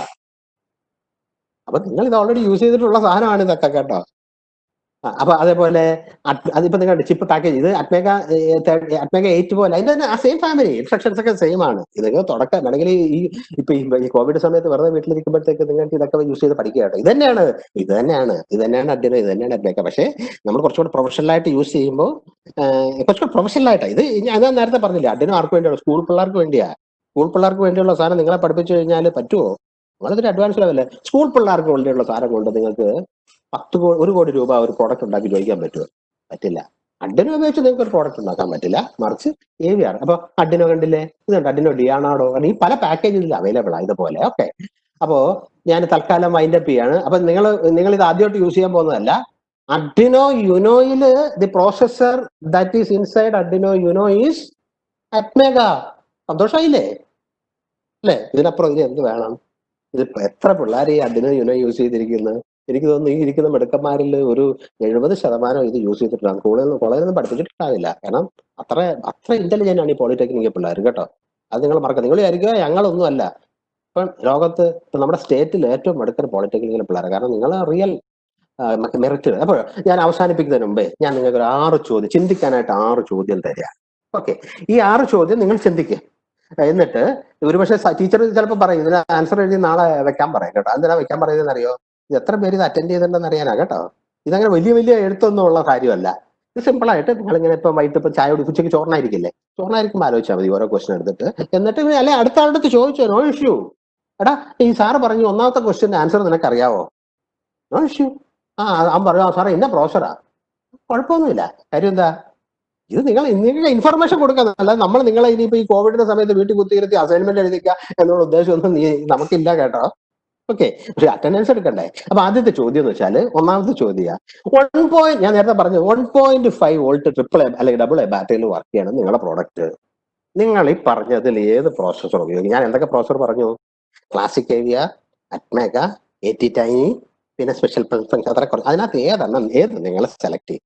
എന്തുകൊണ്ട് അത് സെലക്ട് ചെയ്തു? അത് ഒരു ജസ്റ്റിഫൈ ചെയ്യണം. 2 വാക്കിൽ എഴുതിയാൽ മതി. ഞാൻ ഈ സാധനം എടുത്തത് ഇന്ന റീസൺ കൊണ്ടാ. ഓക്കെ, ഞാനിപ്പോ ഈ ബോർഡ് ബേൺ ചെയ്യുന്ന കാര്യം ഓൾറെഡി പറഞ്ഞല്ലോ. ഏതില്? അറ്റ്മേഗ 32-ല്. നിങ്ങൾ ഓൾറെഡി ഓർഡിനോ ഓൾറെഡി യൂസ് ചെയ്തിട്ടില്ലേ? അപ്പൊ എന്റെ ചോദ്യം, നിങ്ങൾ ഈ ഓർഡിനോയിൽ എങ്ങനെയാ കോഡ് ബേൺ ചെയ്ത്? ഈ പറഞ്ഞ മെത്തേഡാണോ? അത് ജസ്റ്റ് ഒരു 3 ലൈൻ എഴുതിയാൽ മതി കേട്ടോ. മനസ്സിലാക്കാനാണിത്. അല്ലാതെ ഇത് അസൈൻമെന്റ് ബ്ലോക്ക് ഡയഗ്രം ഒക്കെ വരച്ചിട്ട് മറ്റേ മാർജിൻ ഒക്കെ ഇട്ട് പിന്നെന്താണ് കളർ പെൻ, ചുമപ്പ്, പച്ച, മഞ്ഞ, അങ്ങനെ നമ്മൾ ഉദ്ദേശിക്കുക കേട്ടോ. ഒരു ലൈനിൽ എഴുതി വെക്കുക. അതിന് സമയം കളയണ്ട. കാരണം ഇപ്പൊ നമുക്ക് സമൂഹത്തിന് വേണ്ടി ഒരുപാട് കാര്യങ്ങൾ ചെയ്യാനുണ്ട്. ഇപ്പൊ എന്താ സമൂഹത്തിന് വേണ്ടി ഒരുപാട് കാര്യം ചെയ്യാനുള്ളത്? നിങ്ങൾ വീട്ടിലിരിക്കുക, അത് തന്നെയാണ് സമൂഹത്തിന് വേണ്ടി വലിയ. അപ്പൊ അതിന് ഒരു വർക്ക് തന്നതാ കേട്ടോ. അടുത്തത്, ക്യാൻ യു ഐഡന്റിഫൈ. ഞാൻ നേരത്തെ പറഞ്ഞു നിങ്ങളുടെ കയ്യിൽ USB SP പ്രോഗ്രാമർ ഒന്നും ഇല്ല. നിങ്ങളുടെ കയ്യിൽ ഒരു അഡ്ഡിനോ ഉണ്ട്. ഈ അഡ്ഡിനോ ഉപയോഗിച്ച് നമ്മൾ എഴുതിയ കോഡ് നിങ്ങൾക്ക് ഇനിയിപ്പോ ഈ സാധനം ഒന്നും സോഴ്സ് ചെയ്യാനൊന്നും പറ്റില്ല. ഓൺലൈനിലൊന്നും വാങ്ങിക്കാനോ കടയിൽ പോകാനോ തൽക്കാലം പറ്റില്ല. എൻ്റെ ഒരു അഡ്ഡിനോ ഉണ്ട്. ഈ അഡ്ഡിനോ ഉപയോഗിച്ച് നിങ്ങൾ കമ്പ്യൂട്ടറിൽ എഴുതിയ കോഡ് AVR മൈക്രോ കൺട്രോളറിൽ ബേൺ ചെയ്യാൻ പറ്റുമോ? ഓക്കെ, അത് ഞാൻ അവിടെ ഹിന്റ് തന്നിട്ടുണ്ട്. Boot loader. ഒരു പക്ഷേ നിങ്ങൾക്ക് ഈ വീഡിയോ പിന്നെ സ്ക്രീൻ ചെയ്ത് നോക്കി കഴിയുമ്പോൾ ഈ ക്വസ്റ്റ്യൻ കാണും. അതിന്റെ 3 ചോദ്യം കൂടെ തട്ടെ. നിങ്ങൾക്ക് വിഷമം ഉണ്ടാവോ? ഇത് ടീച്ചർ പറയും ഇത് ഏതൊക്കെ ആൻസർ ചെയ്യണം. എല്ലാം ആൻസർ ചെയ്തോ, നിങ്ങൾ സ്വന്തം ചെയ്തോ. ഇപ്പൊ നിങ്ങൾ കണ്ടിട്ടുണ്ട് അല്ലേ, നമ്മുടെ പിള്ളേർ പല ആൾക്കാർ നമ്മളൊക്കെ ഭയങ്കര സോഷ്യൽ റെസ്പോൺസിബിൾ കുട്ടികളാ അല്ലേ? കോവിഡ് വന്നപ്പോഴത്തേക്ക് നമ്മൾ എന്തൊക്കെ കാര്യങ്ങളാണ് നമ്മൾ ഈ സൊസൈറ്റിക്ക് വേണ്ടി ചെയ്തത്? ചില കുട്ടികൾ വെന്റിലേറ്റർ വരെ ഉണ്ടാക്കിയിട്ടുണ്ട്. പക്ഷേ നമ്മുടെ കുട്ടികളല്ല, പൊതുവേ നമ്മുടെ ടെക്നിക്കൽ എഡ്യൂക്കേഷൻ ഫീൽഡിൽ കുട്ടികൾക്ക് ഒരു പ്രാക്ടിക്കൽ സെൻസ് ഇത്തിരി കുറവാണ്. കാരണം അവർ വർക്ക് ചെയ്യുമ്പോഴാണ് നമുക്ക് ഈ പ്രാക്ടിക്കൽ എക്സ്പീരിയൻസ് കിട്ടുക. അവർ മെജോറിറ്റി ആൾക്കാരും ഇതിന്റെ കൺട്രോളിൽ യൂസ് ചെയ്യുന്നത് അഡ്ഡിനോയാ. അത് ശരിയാണോ അല്ലയോ? അഡ്ഡിനോ ആണ് അവിടെ യൂസ് ചെയ്യേണ്ടത് അല്ലയോ? ആണെങ്കിലാണ് എന്തുകൊണ്ട്, അല്ലെങ്കിൽ അല്ല എന്തുകൊണ്ട്? അതൊക്കെ നെറ്റിപ്പോയി നോക്കിയാൽ കിട്ടും. അടുത്തത്, നിങ്ങളാണെങ്കിൽ നിങ്ങൾ അതിനെയും ചെയ്യാൻ പോകുന്നതെങ്കിൽ എന്ത് യൂസ് ചെയ്യും? അഡ്ഡിനോ ആണോ യൂസ് ചെയ്യുന്ന വേറെ എന്തെങ്കിലും ചെയ്യാം. പിന്നെ 6ാമത്തെ ചോദ്യം അങ്ങ് കളഞ്ഞേരെ. കാര്യം എന്താന്ന് വെച്ചാൽ ഞാൻ അതിനെക്കുറിച്ച് ഇവിടെ ഒന്നും പറഞ്ഞില്ല, സമയക്കുറവ് കാരണം. ഓക്കെ, അപ്പൊ 6ാമത്തെ ചോദ്യം തൽക്കാലം അങ്ങോട്ട് കളഞ്ഞോ. ബാക്കി 5 ചോദ്യങ്ങൾ നെറ്റിൽ ഇത് സ്ട്രീം ചെയ്യുമ്പോൾ ആ ലിങ്കിൽ കയറി നോക്കിക്കഴിഞ്ഞാൽ ഈ ക്വസ്റ്റ്യൻസ് കാണും. ചുമ്മാ ചിന്തിക്കുക, വെറുതെ ഇരിക്കുകയല്ലേ, ചിന്തിച്ചു വീട്ടിലിരിക്കുക. അപ്പോൾ എല്ലാവർക്കും തൽക്കാലം എല്ലാ ആശംസകളും നേരുക. ഇനി നിങ്ങളുടെ ചോദ്യങ്ങൾ വല്ലതും ഉണ്ടെങ്കിൽ ചോദിക്കാം. ഓക്കെ, ഞാനപ്പോൾ ഇതങ്ങോട്ട് സ്റ്റോപ്പ് ചെയ്യട്ടെ. Wheel chairing. Thank you very much. അപ്പൊ എനിക്ക് തോന്നുന്നു നമ്മുടെ course coordinator Rose miss questions വല്ലതും ഉണ്ടെങ്കിൽ ചോദിക്കായിരിക്കും. എനിക്ക് കഴിയാവുന്ന ക്വസ്റ്റ്യൻസ് ഒക്കെ പറയാൻ കേട്ടോ. എല്ലാം എനിക്ക് പറയാൻ പറ്റില്ല, കാരണം കുട്ടികൾ എന്നെക്കാട്ടി ഇന്റലിജന്റ് ആണ്, ഞങ്ങളെക്കാട്ടിയും കേട്ടോ. ഞങ്ങൾക്ക് അധ്യാപക കമ്മ്യൂണിറ്റിയെക്കാട്ടി ഇന്റലിജന്റ് ആണ് കുട്ടികൾ. ടീച്ചറെ ചോദിച്ചോ miss. Okay sir, thank you. Sir പറഞ്ഞ പോലെ തന്നെ നമ്മുടെ പോളിടെക്നിക് സ്റ്റുഡൻസ് നമ്മളെക്കാളും ഇന്റലിജന്റ് ആണ്. കാരണം കറന്റ്ലി അവൈലബിൾ ആയിട്ടുള്ള ടെക്നോളജീസ് എല്ലാം അവരാണ് അപ്ഡേറ്റഡ് ആവുന്നത്. നമ്മൾ ടീച്ചേഴ്സ് അത്ര അപ്ഡേറ്റഡ് ആവുന്നില്ല എന്നുള്ളതാണ്. അപ്പൊ അവരുടെ ഒരു ക്വസ്റ്റ്യൻ, സാറിന്റെ തോട്ട് ഓഫ് ദി ഡേ എന്ന് കുറെ ക്വസ്റ്റ്യൻസ് വരുന്നുണ്ട്, എന്നാലും ഞാൻ ചോദിക്കുവാണ്. നമുക്കിട്ട് പണിയാണ് അവരില്ലേ. അതെ, അവർ ഓൾറെഡി അത് ക്വസ്റ്റ്യൻ ചോദിച്ചു വെച്ചിരിക്കുന്നതാണ് അതെല്ലാം. വെരി ഗുഡ്, മിടുക്കന്മാരാണ് കേട്ടോ, ഭയങ്കര. അതായത് നമുക്ക് കറന്റ്ലി അഡ്രിനോ ബോർഡ് അവൈലബിൾ ആണ്. പിന്നെ what is the importance of studying this course? അത് തന്നെ ഞാൻ അങ്ങോട്ട് ചോദിച്ചത്. അതിപ്പോ പറഞ്ഞു കഴിഞ്ഞാൽ നിങ്ങൾ അത് കോപ്പി ചെയ്ത് വെക്കില്ലേ. ഞാനൊരു ചോദ്യം ചോദിച്ചില്ലേ, ഈ വെന്റിലേറ്ററിലൊക്കെ ഇത് ഈ അർഡിനോ ബോർഡ് റിലയബിലിറ്റി ആണ് നമുക്ക് ഇമ്പോർട്ടന്റ് കേട്ടോ. ഞാൻ കുറച്ച് ഹിന്റ് തരാം. ഒരു പ്രോഡക്റ്റ് ഡെവലപ്പ് ചെയ്യുമ്പോൾ റിലയബിലിറ്റി ആണ് ഇമ്പോർട്ടന്റ്. കാര്യം എന്ന് വെച്ച് കഴിഞ്ഞാൽ ഇപ്പൊ നിങ്ങളൊന്ന് ആലോചിച്ച് നോക്ക്. ഇപ്പൊ നിങ്ങൾ ഒരു വെന്റിലേറ്റർ ഉണ്ടാക്കി, നിങ്ങൾ എടുക്കരുത്, നിങ്ങൾ നമ്മുടെ പോളിടെക്നിക്കിലെ ഇന്റലിജന്റ് ആയിട്ടുള്ള പിള്ളേര് വെന്റിലേറ്റർ ഉണ്ടാക്കി. നിങ്ങൾക്ക് കോവിഡ് ബാധിച്ചു, അങ്ങനെ ഉണ്ടാവരുത് കരുതാം കേട്ടോ. അങ്ങനെ ഉണ്ടാവില്ല, കാരണം നമ്മൾ ഹോസ്പിറ്റൽ ഡിസ്റ്റൻസിങ് ഒക്കെ കറക്റ്റ് ആയിട്ട് പാലിക്കുന്നതാണെന്നും ഉണ്ടാവില്ല. നിങ്ങളെ ഹോസ്പിറ്റലിലേക്ക് കൊണ്ടുപോയി നോക്കിയപ്പോ നീ ഉണ്ടാക്കിയ വെന്റിലേറ്റർ അവിടെ ഇരിക്കുന്നു. നീ എന്ത് പറയും? അയ്യോ അതെനിക്ക് കണക്ട് ചെയ്യണ്ട, അത് വേറെ ആർക്കെങ്കിലും കണക്ട് ചെയ്യുമെന്ന് പറയില്ല. പണ്ടൊരു സാറ് പിള്ളേര് എയറോപ്ലെയിൻ ഉണ്ടാക്കി. അപ്പൊ അതിനകത്ത് കോളേജിലെ ടീച്ചർമാരും HOD പ്രിൻസിപ്പലും ഒക്കെ ആദ്യം പിള്ളേർ വിളിച്ചു, നിങ്ങളെ ഞങ്ങൾ ഇതിനകത്ത് ആദ്യം, നിങ്ങൾ നമ്മുടെ സാർമാരാ, ഞങ്ങൾ ഉണ്ടാക്കിയ പ്ലെയിനിൽ ആദ്യം പഠിപ്പിച്ച ടീച്ചർ പറഞ്ഞു, ഞാൻ എന്തായാലും ഇല്ല, കാരണം എന്താ വെച്ചാൽ എനിക്കറിയാം ഇവന്റെ പ്ലെയിൻ തകർന്നു വീഴുമെന്ന്. HOD പറഞ്ഞു. പ്രിൻസിപ്പൽ അവിടെ ഇരിക്കുന്ന കാരണം HOD ഇനിയിപ്പോ എന്ത് ചെയ്യും, ടീച്ചർമാര് പോയി, ഇനിയിപ്പോ ഞാൻ ഇറങ്ങി പോയി കഴിഞ്ഞാൽ പ്രിൻസിപ്പൽ ഒറ്റയ്ക്കാവുമല്ലോ അല്ലെ. അപ്പൊ പ്രിൻസിപ്പൽ ഒരു കുലുക്കമില്ല. അപ്പൊ സാറ് മാത്രം എന്താ ഒരു ടെൻഷനും ഇല്ലായിരിക്കും. അത് നമ്മുടെ പിള്ളേരുണ്ടാക്കിയ സാധനമല്ലേ, അത് പറഞ്ഞിട്ട് വേണ്ട താഴെ വീഴ. ഓക്കെ, അത് കാരണം ഞാൻ ഇത്ര ആൻസർ പറയുന്നുള്ളൂ. എന്താ, അപ്പൊ നിങ്ങൾ അഡിനോ ഉണ്ട്, അഡിനോ വെച്ചിട്ട് ഒരു പ്രോഡക്റ്റ് വെന്റിലേറ്റർ ഉണ്ടാക്കി കഴിഞ്ഞാൽ നിങ്ങളത് ചില ഫീച്ചറുകളൊക്കെ വേണം. നമ്മൾ ഒരു കാര്യം ഉറപ്പുവരുത്തണം, എന്താ, ഇത് ഇത് ഇത് ഇത് ലൈഫ് ഇതിപ്പോ ഒരു കാരണവശാലും ഇത് ഫങ്ഷനിങ് നിർത്തരുത്. ലൈഫ് സേവിങ് ഡിവൈസ് ആണ് അല്ലേ. അപ്പൊ അതിനുള്ള ഫീച്ചർ ഒന്ന് കോസ്റ്റ് കൂടുതലാ. ഇപ്പൊ നിങ്ങളൊരു സാനിറ്റൈസർ ഉണ്ടാക്കുന്നത് സിമ്പിൾ ആയിട്ട് ഞാൻ വേറെ ആംഗിളിൽ പറയാം. നിങ്ങളൊരു സാനിറ്റൈസർ ഉണ്ടാക്കുക, സാനിറ്റൈസർ ഉണ്ടാക്കാൻ നിങ്ങൾ അഡിനോ യൂസ് ചെയ്യുക. അഡിനോക്ക് എന്ത് വിലയുണ്ട്? 300 രൂപ വിലയില്ലേ, 400 രൂപ വിലയില്ലേ? 400 രൂപ വിലയുള്ള ഒരു അഡിനോ യൂസ് ചെയ്ത് നിങ്ങൾക്ക് ഈ പ്രോഡക്റ്റ് ഉണ്ടാക്കി വിൽക്കാൻ പറ്റുമോ? ഇതൊരു 10 രൂപയ്ക്ക് ഉണ്ടാക്കി വിറ്റാൽ നിങ്ങൾക്ക് കുഴപ്പമുണ്ടോ? നിങ്ങൾക്ക് ബാക്കി 500 രൂപ ലാഭം കിട്ടിയാൽ നിങ്ങൾക്ക് വല്ല കുഴപ്പമുണ്ടോ? അതിനാ നമ്മൾ കഷ്ടപ്പെട്ട് ഇതൊക്കെ പഠിപ്പിക്കുന്നത് കേട്ടോ. അത് മനസ്സിൽ വെച്ചോ. ഈ ബാക്കി നിങ്ങൾ കണ്ടുപിടിക്കാൻ ആൻസർ. ഞാൻ ക്വസ്റ്റ്യൻ പോസ്റ്റ് ചെയ്തല്ലോ, എനിക്കിട്ട് നിങ്ങൾ പണിയണ്ട. ഓക്കെ മിസ്, അടുത്ത ക്വസ്റ്റ്യനിലേക്ക് പോട്ടെ.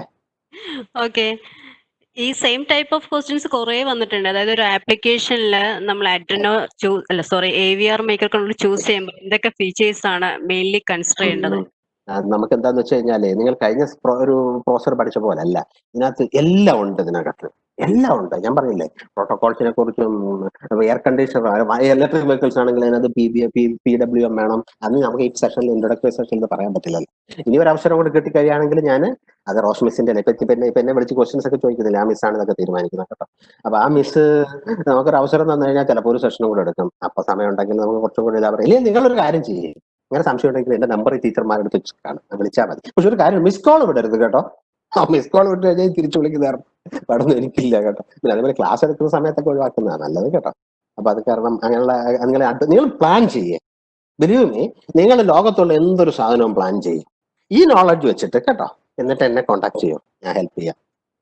ഓക്കെ, അതല്ലേ കുറച്ചുകൂടെ നല്ലത്. അപ്പൊ too immature to answer that particular. അവൻ ഭയങ്കര ഇന്റലിജന്റാ, കാരണം അവൻ അത് അറിയാം കേട്ടോ. ഞാൻ പക്ഷെ നമുക്ക് ഇതിനകത്തൊരു ആൻസർ പറയുമ്പോൾ ഒരു കോമൺ പ്ലാറ്റ്ഫോമിലല്ലേ ആൻസർ ചെയ്യാൻ പറ്റുള്ളൂ. ഓക്കെ, അടുത്ത ക്വസ്റ്റ്യനിലേക്ക് വരട്ടെ. What is the difference between അഡ്രിനോ Nano and Mega? Okay, Arduino നാനോയും മെഗായും തമ്മിലുള്ള വ്യത്യാസം, മെഗായില് പിന്നുകളുടെ കൗണ്ട് ഒരുപാടുണ്ട്. ഇപ്പൊ അഡിനോ യുനോയില് നിങ്ങൾക്കറിയാം, അതിനകത്ത് 13 ഔട്ട്പുട്ട് പിന്നുകളേ ഉള്ളൂ. ഇനി ചില ആപ്ലിക്കേഷനിൽ കുറച്ച് കൂടുതൽ കൺട്രോൾ ചെയ്യണമെന്നുണ്ടെങ്കിൽ മെഗാ യൂസ് ചെയ്യാം. എല്ലാം പിൻ ടു പിൻ കോമ്പാറ്റിബിൾ. അത് നിങ്ങൾ അത് മതി. എല്ലാം നമ്മുടെ എഞ്ചിനീയറിംഗിന്റെ ഒരു പ്രത്യേകത. എന്തുണ്ടാക്കി കഴിഞ്ഞാൽ തൊട്ട് മുമ്പുള്ള വേർഷനുമായിട്ട് കോമ്പാറ്റിബിളാ. നാനോ നിങ്ങൾ കണ്ടിട്ടില്ലേ, തീരെ ചെറുതാ. അപ്പോ നിങ്ങളൊരു പ്രോജക്റ്റ് ഒക്കെ ചെയ്യുന്ന സമയത്ത് നമുക്ക് സൈസ് വളരെ ഇമ്പോർട്ടന്റാ. അപ്പോൾ സൈസ് മാറ്റേഴ്സ്. ഇലക്ട്രോണിക്സിലെ സൈസ് കുറവ്, അത് നിങ്ങൾ by virtue of information you have to follow that. എന്തൊരു പ്രൊഡക്റ്റ് ഉണ്ടാക്കിയതിന് ഏറ്റവും ചെറുതാക്കാൻ പറ്റുമോ അത്രയും ചെറുതാക്കണം. അപ്പോൾ ചെറുതാക്കണമെങ്കിൽ ഇതിനകത്ത് യൂസ് ചെയ്യുന്ന ബോർഡുകളൊക്കെ ചെറുതാവണ്ടേ. നമ്മൾ ഇതൊന്നും ഇനി യൂസ് ചെയ്യത്തില്ല കേട്ടോ. നമ്മൾ ഇനിയിപ്പോ നമ്മളെ ഇനിയിപ്പോ ഈ ആർഡിനോ നാനോയോ യുനോയോ ഒന്നും നമ്മൾ ഇപ്പൊ നിങ്ങൾ യൂസ് ചെയ്ത് ഇത് പഠിച്ചു കഴിഞ്ഞാൽ നമ്മളിതൊന്നും യൂസ് ചെയ്യില്ല. കാരണം നമുക്ക് കുറച്ചുകൂടി അഡ്വാൻസ് ടെക്നോളജി പഠിച്ചില്ലേ. അപ്പൊ നാനോ ചെറുതാ, യുനോ അത്യാവശ്യം എല്ലാവരും യൂസ് ചെയ്യുന്നത്. കൂടുതൽ പിന്നുകൾ നിങ്ങൾക്ക് കൺട്രോൾ ചെയ്യാൻ വേണമെങ്കിൽ മെഗാക്ക് പൊയ്ക്കോ. ഇതിനൊക്കെ എല്ലാ സൊല്യൂഷൻ ഉണ്ട് കേട്ടോ. നമ്മൾ എഞ്ചിനീയേഴ്സിന്റെ പ്രത്യേകത എന്താണെന്ന് വെച്ചാൽ ഏറ്റവും ചെറിയ റിസോഴ്സസ് ഉപയോഗിച്ച് മാക്സ് യൂസ് ചെയ്യുക. പക്ഷെ നിങ്ങളിപ്പോൾ അതിനെക്കുറിച്ച് പറയണ്ട. നിങ്ങൾ പോർട്ട് കൂടുതൽ വേണ്ട ഒരു ആപ്ലിക്കേഷൻ ആണോ, മെഗാക്ക് പൊയ്ക്കോ. സാധാരണ ആപ്ലിക്കേഷൻ ആണോ, യുനോയ്ക്ക് വയ്ക്കോ. ചെറിയൊരു പ്രോഡക്റ്റ്, ഒരു സോപ്പ് പെട്ടി പോലെ ഒരു പ്രോഡക്റ്റ്, ഉദാഹരണം പറഞ്ഞു കഴിഞ്ഞാൽ നിങ്ങൾക്ക് ഇപ്പോൾ സാനിറ്റൈസറിന്റെ ഒക്കെ മെഷീൻ ഉണ്ടാക്കണമെങ്കിൽ ആകെ ചെറിയ സാധനമല്ല, അതിനകത്ത് ഈ മെഗായും യുനോ ഒന്നും വെക്കാൻ പറ്റില്ലല്ലോ, തീരെ സ്പേസ് കുറവല്ലേ. അപ്പൊ നാനോ യൂസ് ചെയ്ത് എല്ലാം ഒന്ന് തന്നെ ഇൻസ്ട്രക്ഷൻസും കൂടി. ഞാൻ 8 ATmega 32 തമ്മിൽ പറഞ്ഞില്ലേ, മറ്റേ 8 32 തമ്മിൽ എന്താ സൈസ് വ്യത്യാസം, ബാക്കിയെല്ലാം ഒന്ന് തന്നെ. ഇനിയിപ്പോ ഒരുപാട് പ്രോസസ്സർ ഉണ്ട് കേട്ടോ, നിങ്ങൾ പറഞ്ഞ സാധനമൊന്നും അല്ല. ഈ അഡിനോ സീരീസിൽ 32 ബിറ്റ് തൊട്ട് 64 ബിറ്റ് വരെയും വൈഫൈ ഒക്കെ സപ്പോർട്ട് ചെയ്യുന്ന നോഡ് MCU പോലുള്ള പ്രോസസ്സറുകളൊക്കെ ഉണ്ട് കേട്ടോ. അപ്പൊ നമ്മൾ ഈ 3 പ്രോസസ്സർ അല്ല, നിങ്ങൾക്ക് ആവശ്യം അവിടെയും വലിയ ഹ്യൂജ് സെലക്ഷന്. അപ്പോ ആൻസർ കിട്ടിയിട്ടുണ്ടാവും എന്ന് കരുതുന്നു. ഓക്കെ, അപ്പോൾ 3ന്റെ ആപ്ലിക്കേഷൻ പോർട്ട് കൂടുതൽ വേണ്ടെങ്കിൽ മെഗാ, സാധാരണ ആപ്ലിക്കേഷനോ when size matters you go for Nano. പക്ഷെ വൈഫൈ ഒക്കെ വേണമെങ്കിൽ you go for node MCU. പിന്നെ വേറെ 32 bit application you go for Leonardo, ഞാൻ നേരത്തെ കാണിച്ചല്ലോ അല്ലേ. അതേപോലെ 64 ബിറ്റ് വേണമെങ്കിൽ you go for Raspberry Pi. നിങ്ങൾ ഇനിയിപ്പോ നാനോ യുനോ അറ്റ്മേഗ മാത്രം വെച്ചുകൊണ്ടിരിക്കരുത്. When you need to have 32 bit application you go for, വലിയ application you go for Raspberry Pi. Okay, സാറുടെ നിർത്തിയതിൽ നിന്നാണ് അടുത്ത ക്വസ്റ്റ്യൻ വരുന്നത്. ഒരു lot of questions regarding the raspberry pi and Adreno. ഒരു കാര്യം ഞാൻ നമുക്ക് കൺസോൾട്ടേറ്റ് ചെയ്ത് പറയാതെ, അതായത് എന്താണ് ഡിഫറൻസ് എന്നാണ് ചോദിക്കുന്നത്, ഏതാ ബെറ്റർ? എനിക്ക് വയ്യ, ഈ പിള്ളേരെ കൊണ്ട് തോറ്റു. നിങ്ങളെ പഠിപ്പിച്ചിട്ട് കാര്യമുണ്ടോ എന്ന് തന്നെ തോന്നുന്നില്ല. കാരണം നിങ്ങളെ പഠിപ്പിക്കാനുള്ള നിലവാരം നമുക്കില്ല, ആരും പറ്റിയത്. ഉദാഹരണം പറഞ്ഞാ, നിങ്ങൾ ഉണ്ടാക്കുന്ന പ്രോഡക്റ്റ് ഇപ്പൊ നമ്മുടെ പോളിടെക്നിക്കിൽ ഒരു പയ്യൻ, കളമശ്ശേരി പഠിച്ച ഒരു പയ്യൻ ഒരു പ്രോഡക്റ്റ് ഉണ്ടാക്കി. എന്താണെന്നറിയോ, വെയിൻ സ്കെയിലിൽ ആ പ്രോഡക്റ്റ് കൊണ്ടുവച്ചാൽ അപ്പൊ 1/2 കിലോ തക്കാളി വെക്കുക, സാധനം അതിനകത്ത് എടുത്ത് വെച്ച് കഴിഞ്ഞാൽ ഉടനെ തന്നെ പറയും തക്കാളിയാ വെച്ചത്, 1/2 കിലോ ബില്ലടിച്ചു വരും. അപ്പൊ ഈ കേസിലൊക്കെ നിങ്ങൾ അതിന്റെ ഇമേജ് ക്യാമറ വഴി ക്യാപ്ചർ ചെയ്ത് അതിനെ പ്രോസസ് ചെയ്യണം. പ്രോസസ് ചെയ്തിട്ട് മെഷീൻ ലേണിംഗ് ഒക്കെ വെച്ചിട്ടാണ് കണ്ടുപിടിക്കുന്നത്. അപ്പൊ അത്ര കോംപ്ലിക്കേറ്റഡ് ആപ്ലിക്കേഷൻ. അല്ലെങ്കിൽ ഞാനിപ്പോ സംസാരിക്കുക, എന്റെ സൗണ്ടിനെ എടുത്തിട്ട് പ്രോസസ് ചെയ്തിട്ട് എന്റെ സൗണ്ടിനെ എടുത്തിട്ട് ഒരു പെണ്ണിന്റെ സൗണ്ട് ആക്കണം, പെണ്ണിന്റെ സൗണ്ടിന്റെ ഫ്രീക്വൻസിയിലേക്ക് കൊണ്ടുവരണം. ഞാൻ എക്സാമ്പിൾ പറയാം. സോ മെനി അത്ര ആപ്ലിക്കേഷൻസിലൊക്കെ നമ്മൾ ഒരു 64 ബിറ്റ് പ്രോസസ്സറിലേക്ക് പോകേണ്ടി വരും. അത്തരം കേസുകളിലെല്ലാം നമുക്ക് റാസ്ബെറി പൈക്ക് പോകേണ്ടി വരും. അല്ലാതെ ബാക്കി എല്ലാ ആപ്ലിക്കേഷനും കുറച്ചുകൂടെ ക്ലിയർ ആയിട്ട് പറഞ്ഞാൽ സൗണ്ട് ഉണ്ടാക്കുന്നതല്ല, ഉണ്ടാക്കാൻ വേറെ മെത്തേഡ് ഉണ്ട് കേട്ടോ. ഞാൻ നേരത്തെ പറഞ്ഞേ, സൗണ്ട് ഉണ്ടാക്കാൻ സപ്പോർട്ടിങ് ചിപ്പുകളൊക്കെ വേറെ ഉണ്ട്. A33A എന്നൊക്കെ പറഞ്ഞ ചില ചിപ്പുകളുണ്ട്, നിങ്ങൾക്ക് സൗണ്ട് ഒക്കെ ഉറപ്പാണ്. അതൊക്കെ 8 ബിറ്റ് കൊണ്ട് തന്നെ കൺട്രോൾ ചെയ്യാം. അല്ല, മെജോറിറ്റി ആപ്ലിക്കേഷനും നിങ്ങൾ മനസ്സിൽ കരുതുന്ന, ഇത്ര മാത്രം തൽക്കാലം കരുതും, നിങ്ങൾ മനസ്സിൽ കരുതുന്ന 90% ആപ്ലിക്കേഷനും you can use 8 bit processor. ബാക്കി വരുന്ന 10% application, higher end applications especially that require so much of computing capability ആവശ്യമുള്ള ആപ്ലിക്കേഷൻസിന് you can go for Raspberry Pi. Raspberry Pi മാത്രമല്ല, there are different other boards കേട്ടോ. റാസ്ബെറി പൈ പിള്ളേർ use ചെയ്യുന്ന കാരണം, കുഞ്ഞുങ്ങൾ യൂസ് ചെയ്യുന്ന കാരണം അതിന് ഒരുപാട് പോപ്പുലാരിറ്റി കിട്ടിയെങ്കിലും സോ മെനി അതർ ബോർഡ്സ് കേട്ടോ. വിൻഡോസ് എംബഡഡ് ഉണ്ട്, Atom micro processor based embedded ബോർഡുകളൊക്കെ ഉണ്ട്. തൽക്കാലം നിങ്ങൾ റാസ്ബെറി പൈ യൂസ് ചെയ്താൽ മതി കേട്ടോ. ഒരു അഡ്വാൻസ് ലേണർ ഒക്കെ ആകുമ്പോഴത്തേക്ക്, പോളിടെക്നിക് ഒക്കെ കഴിഞ്ഞ് ജോലിയൊക്കെ എടുക്കുമ്പോഴത്തേക്ക് നിങ്ങൾക്ക് അതിനകത്തേക്ക് കിടക്കും. Okay sir. സമയമൊക്കെ തീർന്നു. പിന്നെ അതാണ്, സമയത്തിന്റെ കുറവ് മൂലം പല ആപ്ലിക്കേഷൻ സ്പെസിഫിക് ആയിട്ട് ക്വസ്റ്റ്യൻസ് വരുന്നുണ്ട്. എനിക്ക് ഞാനൊരു കാര്യം ചെയ്യട്ടെ, ഞാനിപ്പോ എന്തായാലും ഈ പറയുന്ന കാര്യങ്ങളെല്ലാം ഞാൻ ടൈപ്പ് ചെയ്ത് നോട്ട്സ് ഇടും. ആ കൂട്ടത്തില് നിങ്ങൾ ഈ ചോദിച്ച ക്വസ്റ്റ്യൻസിന് ഒരുപാട് സമയം എടുക്കുമായിരിക്കും, എന്നാലും പറ്റാവുന്ന ക്വസ്റ്റ്യൻസിന്റെ ആൻസർ ടൈപ്പ് ചെയ്ത് അത് സൈറ്റിലിട്ടേക്കാം. നമ്മൾ ട്രാൻസ്ക്രിപ്റ്റ്. അപ്പൊ നിങ്ങൾ നോട്ടൊന്നും എഴുതി സമയം കളയണ്ട. നിങ്ങളിപ്പം ഒറ്റ കാര്യം മാത്രം ചെയ്യുക, വീട്ടിലിരുന്ന് ഈ ചെറിയ ചെറിയ ക്വസ്റ്റ്യൻസ് ഒക്കെ ആൻസർ ചെയ്ത് ടീച്ചർമാർക്ക് കൊടുത്ത് അറ്റൻഡൻസ് ഒക്കെ ചെയ്ത് കഴിഞ്ഞിട്ട് വലിയ വലിയ കാര്യങ്ങൾ വീട്ടിലിരുന്ന് ചിന്തിക്കുക. എന്തായാലും പോളിടെക്നിക്ക് കഴിഞ്ഞിട്ട് ഒരു ബെൻസ് BMW കാറൊന്നും വാങ്ങിക്കാതെ സത്യമായിട്ടും പറ്റില്ല. ഞാൻ വാങ്ങിക്കാത്തതിന്റെ റീസൺ നിങ്ങളുടെ ഓൾറെഡി പറഞ്ഞിട്ടുണ്ടല്ലോ അല്ലേ. ഇനി വല്ല ഉണ്ടോ റോസ്മിസ്? അത് സാറിന് സ്പെസിഫിക് ആയിട്ട് ഒരു ക്വസ്റ്റ്യൻ ഉണ്ട്. അതായത് നമുക്ക് നെറ്റിൽ നോക്കിയിട്ട് അതിനൊരു ആൻസർ കിട്ടത്തില്ല. സാറിന്റെ എക്സ്പീരിയൻസിൽ നിന്ന് ആൻസർ ചെയ്യാൻ പറ്റുന്ന ഒരു ക്വസ്റ്റ്യൻ. അതുകൊണ്ട് അതും കൂടി നമുക്ക് അറ്റൻഡ് ചെയ്ത് പോകുന്നതായിരിക്കും നല്ലത്. പറഞ്ഞു. ഒരു ആപ്ലിക്കേഷൻ ഡിസൈൻ ചെയ്യുന്നെങ്കിൽ എന്തൊക്കെയായിരിക്കണം സ്റ്റെപ്സ്? സാർ ഇപ്പൊ ഈ കുറെ ഹാൻഡ്സ് ഓൺ എക്സ്പീരിയൻസ് ഉണ്ട്, കുറെ കിറ്റ്സ് എല്ലാം ഡിസൈൻ ചെയ്തിട്ടുള്ള ആളാണ് എന്ന നിലയ്ക്ക് സാറ് എവിടെ നിന്ന് തുടങ്ങണം എന്നുള്ളത് സാറിന് പറയാൻ പറ്റുമെന്ന് തോന്നുന്നു. ഞാനൊരു പഴയ മനുഷ്യനാണ്. ഈ പുതിയ ടെക്നോളജിയിലെ പുതിയ ടൂൾസ് ഒക്കെ ഒരുപാടുണ്ട്. കമ്പനികളൊക്കെ ചെയ്യുന്നതൊക്കെ ചില സ്റ്റാൻഡേർഡുകൾ. അതായത് ഞാൻ എന്താണ് ഫോളോ ചെയ്യുന്നതെന്ന് നോക്കാം. ഒന്ന്, ഞാൻ ചെയ്യുന്നതെന്ന് പറഞ്ഞു കഴിഞ്ഞാൽ ഞാൻ ഡിസൈൻ ചെയ്യുന്ന പ്രോഡക്റ്റ് 100% റിലയബിൾ ആയിരിക്കണം. പക്ഷെ ഒരു കസ്റ്റമറിന് ഒരു പ്രോഡക്റ്റ് അത് കൊടുത്തിട്ടുണ്ടെങ്കിൽ അത് കേടാകരുത്. ഒരു എക്യുപ്മെന്റ് കൂടെ കൊടുത്തിട്ട് കേടായി കഴിഞ്ഞാൽ നിങ്ങളുടെ കണക്ക് ഒരു എഞ്ചിനീയറിനെ അവിടെ വിട്ട് സർവീസ് ചെയ്ത് തിരിച്ചു വരണമെന്നുണ്ടെങ്കിൽ കമ്പനിക്ക് ഒരുപാട് ചെലവുണ്ട്. അതുപോലെ തന്നെ ഒരു കാര്യം ശ്രദ്ധിക്കുന്നത് എന്താണെന്ന് വെച്ച് കഴിഞ്ഞാൽ, നിങ്ങളെ കണക്കുള്ള ഒരു എഞ്ചിനീയറിനെ ഹാൻഡിൽ ചെയ്യത്തക്ക രീതിയിൽ അതിന്റെ സർവീസ് ഞാൻ ചെയ്യില്ല, ഞാൻ ഡിസൈൻ ചെയ്യില്ല. മറിച്ച് ഇത്തിരി വിവരമൊക്കെ കുറഞ്ഞ 10ാം ക്ലാസ് IT ഒക്കെ കഴിഞ്ഞ പിള്ളേരെ കൊണ്ട് ചെയ്യിപ്പിച്ച് എനിക്ക് അവർക്ക് ശമ്പളം കുറച്ച് കൊടുത്താൽ പോരെ. അപ്പൊ ഒന്നാമത്തെ കൺസേൺ അതാണ്, എന്താ ട്രബിൾ ഉണ്ടാകാൻ പാടില്ല. രണ്ടാമത്തെ കൺസേൺ എന്താന്ന് വെച്ച് കഴിഞ്ഞാല് യൂസറിന് സേഫ് ആയിരിക്കണം, പെട്ടെന്ന് ഓപ്പറേറ്റ് ചെയ്യാൻ പറ്റണം. എന്നുവെച്ചാൽ ഒരു യൂസർ അതിനകത്ത് ചെയ്യാൻ സാധ്യതയുള്ള എല്ലാ കുരുത്തക്കേടുകളും ഇപ്പൊ നിങ്ങളുടെ കയ്യിൽ ഒരു മൈക്രോ കൺട്രോളർ കിറ്റ് തരുമ്പോഴത്തേക്ക് ഞാൻ മനസ്സിൽ കാണുന്ന എന്താ, നിങ്ങൾ അതിനകത്ത് താഴെ ഇടും. അപ്പോൾ എന്റെ ഒരു കൺസേൺ എന്താ, ഈ താഴെ ഇട്ടാലും കേടാകരുത് എന്ന് പറഞ്ഞാൽ ഞാൻ ആ സ്ഥാനത്തിൽ അതില്ല കേട്ടോ. നിങ്ങൾ ഇനിയിപ്പോ കോളേജിൽ പോയിട്ട് സാറ് പറഞ്ഞു ആ കിറ്റ് എടുത്ത് താഴെ ഇട്ടാൽ കേടാവില്ല, ഇട്ട് നോക്കണ്ട. എന്നാലും അത്യാവശ്യമൊക്കെ ഒന്ന് താഴേക്ക് ഒന്ന് അടിച്ചു കഴിഞ്ഞാൽ ആ കിറ്റ് കേടാവില്ല. എന്ന് വെച്ചാൽ എന്താ, ഞാൻ ഏതൊരു മോഡുലാർ ഡിസൈൻ അല്ല, എന്ന് വെച്ചാൽ ഒരു കാരണവശാലും ഈ കോമ്പണൻസ് ഒന്നും ലൂസ് ആകാതെ. പക്ഷെ ഇതിൽ ഏറ്റവും ഇമ്പോർട്ടൻസ് എന്താന്ന് വെച്ച് കഴിഞ്ഞാൽ, ഒരു യൂസ് ചെയ്യുന്ന ഒരു ഒരു ഒരു കസ്റ്റമറിന്റെ കംഫർട്ടാണ് ഇതിനകത്ത് ഏറ്റവും ഇമ്പോർട്ടന്റ്. കസ്റ്റമറിന്റെ കംഫർട്ട് എന്ന് വെച്ച് കഴിഞ്ഞാൽ ബട്ടൺസ് ഒന്നും ഒരുപാട് ക്ലിക്ക് ചെയ്യേണ്ടി വരരുത് കേട്ടോ. ഇപ്പൊ നിങ്ങളടുത്ത് ഒരു ആപ്ലിക്കേഷൻ ഉണ്ടാക്കിയിട്ട് അപ്പൊ സ്കൂൾ ടീച്ചറിന് ഇന്ന ബട്ടൺ ക്ലിക്ക് ചെയ്യും, അടുത്ത് ഇത് ക്ലിക്ക് ചെയ്യും, അത് ക്ലിക്ക് ചെയ്യും. അപ്പൊ ആ യൂസർ ഇന്റർഫേസിലുള്ള സിംപ്ലിസിറ്റി, ഞാനൊരു കമ്പനി നടത്തിയിട്ടുള്ളതാ. അപ്പൊ ഞങ്ങൾ ഇവിടെ ചേരുന്നതിന് മുമ്പാ കേട്ടോ. അന്നിപ്പോ ഞങ്ങൾ ബില്ലിംഗ് മെഷീൻ ഉണ്ടായിക്കൊണ്ടിരുന്നത്. എന്റെ ബില്ലിംഗ് മെഷീൻ പ്രത്യേകത എന്ന് വെച്ചാൽ അന്നത്തെ ക്രൈറ്റീരിയ, അതുകൊണ്ടാണ് ഞാൻ ഇതൊക്കെ ഇങ്ങനെ പറയുന്നത്. ബില്ലിംഗ് കൗണ്ടറിൽ ഇരിക്കുന്ന ആളുടെ കൈ എൻ്റർ അടിക്കണം, ആ ബട്ടൺ കൈ വേറെ എങ്ങും പോയത്. ഇപ്പൊ മൗസ് ഒക്കെ കൊടുത്തു കഴിഞ്ഞാലൊന്നും അതൊക്കെ ഒരുപാട് ടൈമിലി പ്രോസസ്. അപ്പൊ നമ്മുടെ പ്രത്യേകത എന്ന് വെച്ചാൽ എൻ്റർ ബട്ടണോ അല്ലെങ്കിൽ ആ നമ്പർ ബട്ടൺ ഉപയോഗിച്ചല്ല ഓപ്പറേഷൻ ചെയ്യാൻ പറ്റും. അപ്പൊ ടൈം സേവ് ചെയ്യാം. അതേപോലെ നമ്മളൊരു പ്രോഡക്റ്റ് കൊടുത്തു കഴിഞ്ഞാൽ ഇടയ്ക്കിടയ്ക്ക് നമ്മുടെ എഞ്ചിനീയറിനെ എവിടെ വിടാൻ പാടില്ല. വിട്ട് കഴിഞ്ഞാൽ നമ്മൾ കുത്തുവാള എടുത്തു. നിങ്ങൾ നേരത്തെ 1 കോടി രൂപ കിട്ടിയില്ലേ, ബാക്കി കാശ് അങ്ങോട്ട് കൊടുത്തിട്ട് ആളെ വേണ്ട എഞ്ചിനീയേഴ്സിനെ വെക്കേണ്ടി വരും. അപ്പൊ അതാണ്. അപ്പൊ കസ്റ്റമർ സേഫ്റ്റിയാണ് പ്രൈം ഇമ്പോർട്ടൻസ്. അപ്പൊ ഞാൻ അഡിനോ കൊണ്ട് എന്തുകൊണ്ടാ വെന്റിലേറ്റർ ഉണ്ടാക്കുന്നത്, ഞാൻ വലിയ ആൻസർ പിന്നെ പറഞ്ഞു പോവാ കേട്ടോ. ഒരു ശുദ്ധമായ മനുഷ്യനായത് കാരണമാണ് ഈ ചോദ്യത്തിന് ആൻസർ തന്നെ അങ്ങ് പറഞ്ഞു പോകുന്നത് കേട്ടോ. എന്റെ കൺസേൺ എന്താ, ലൈഫ് സേവിംഗ് എക്യുപ്മെന്റ് ആണെങ്കിൽ that equipment should be 100% reliable. അതാണ് ഒന്നാമത്തെ കാര്യം. So safety and reliability is first criteria.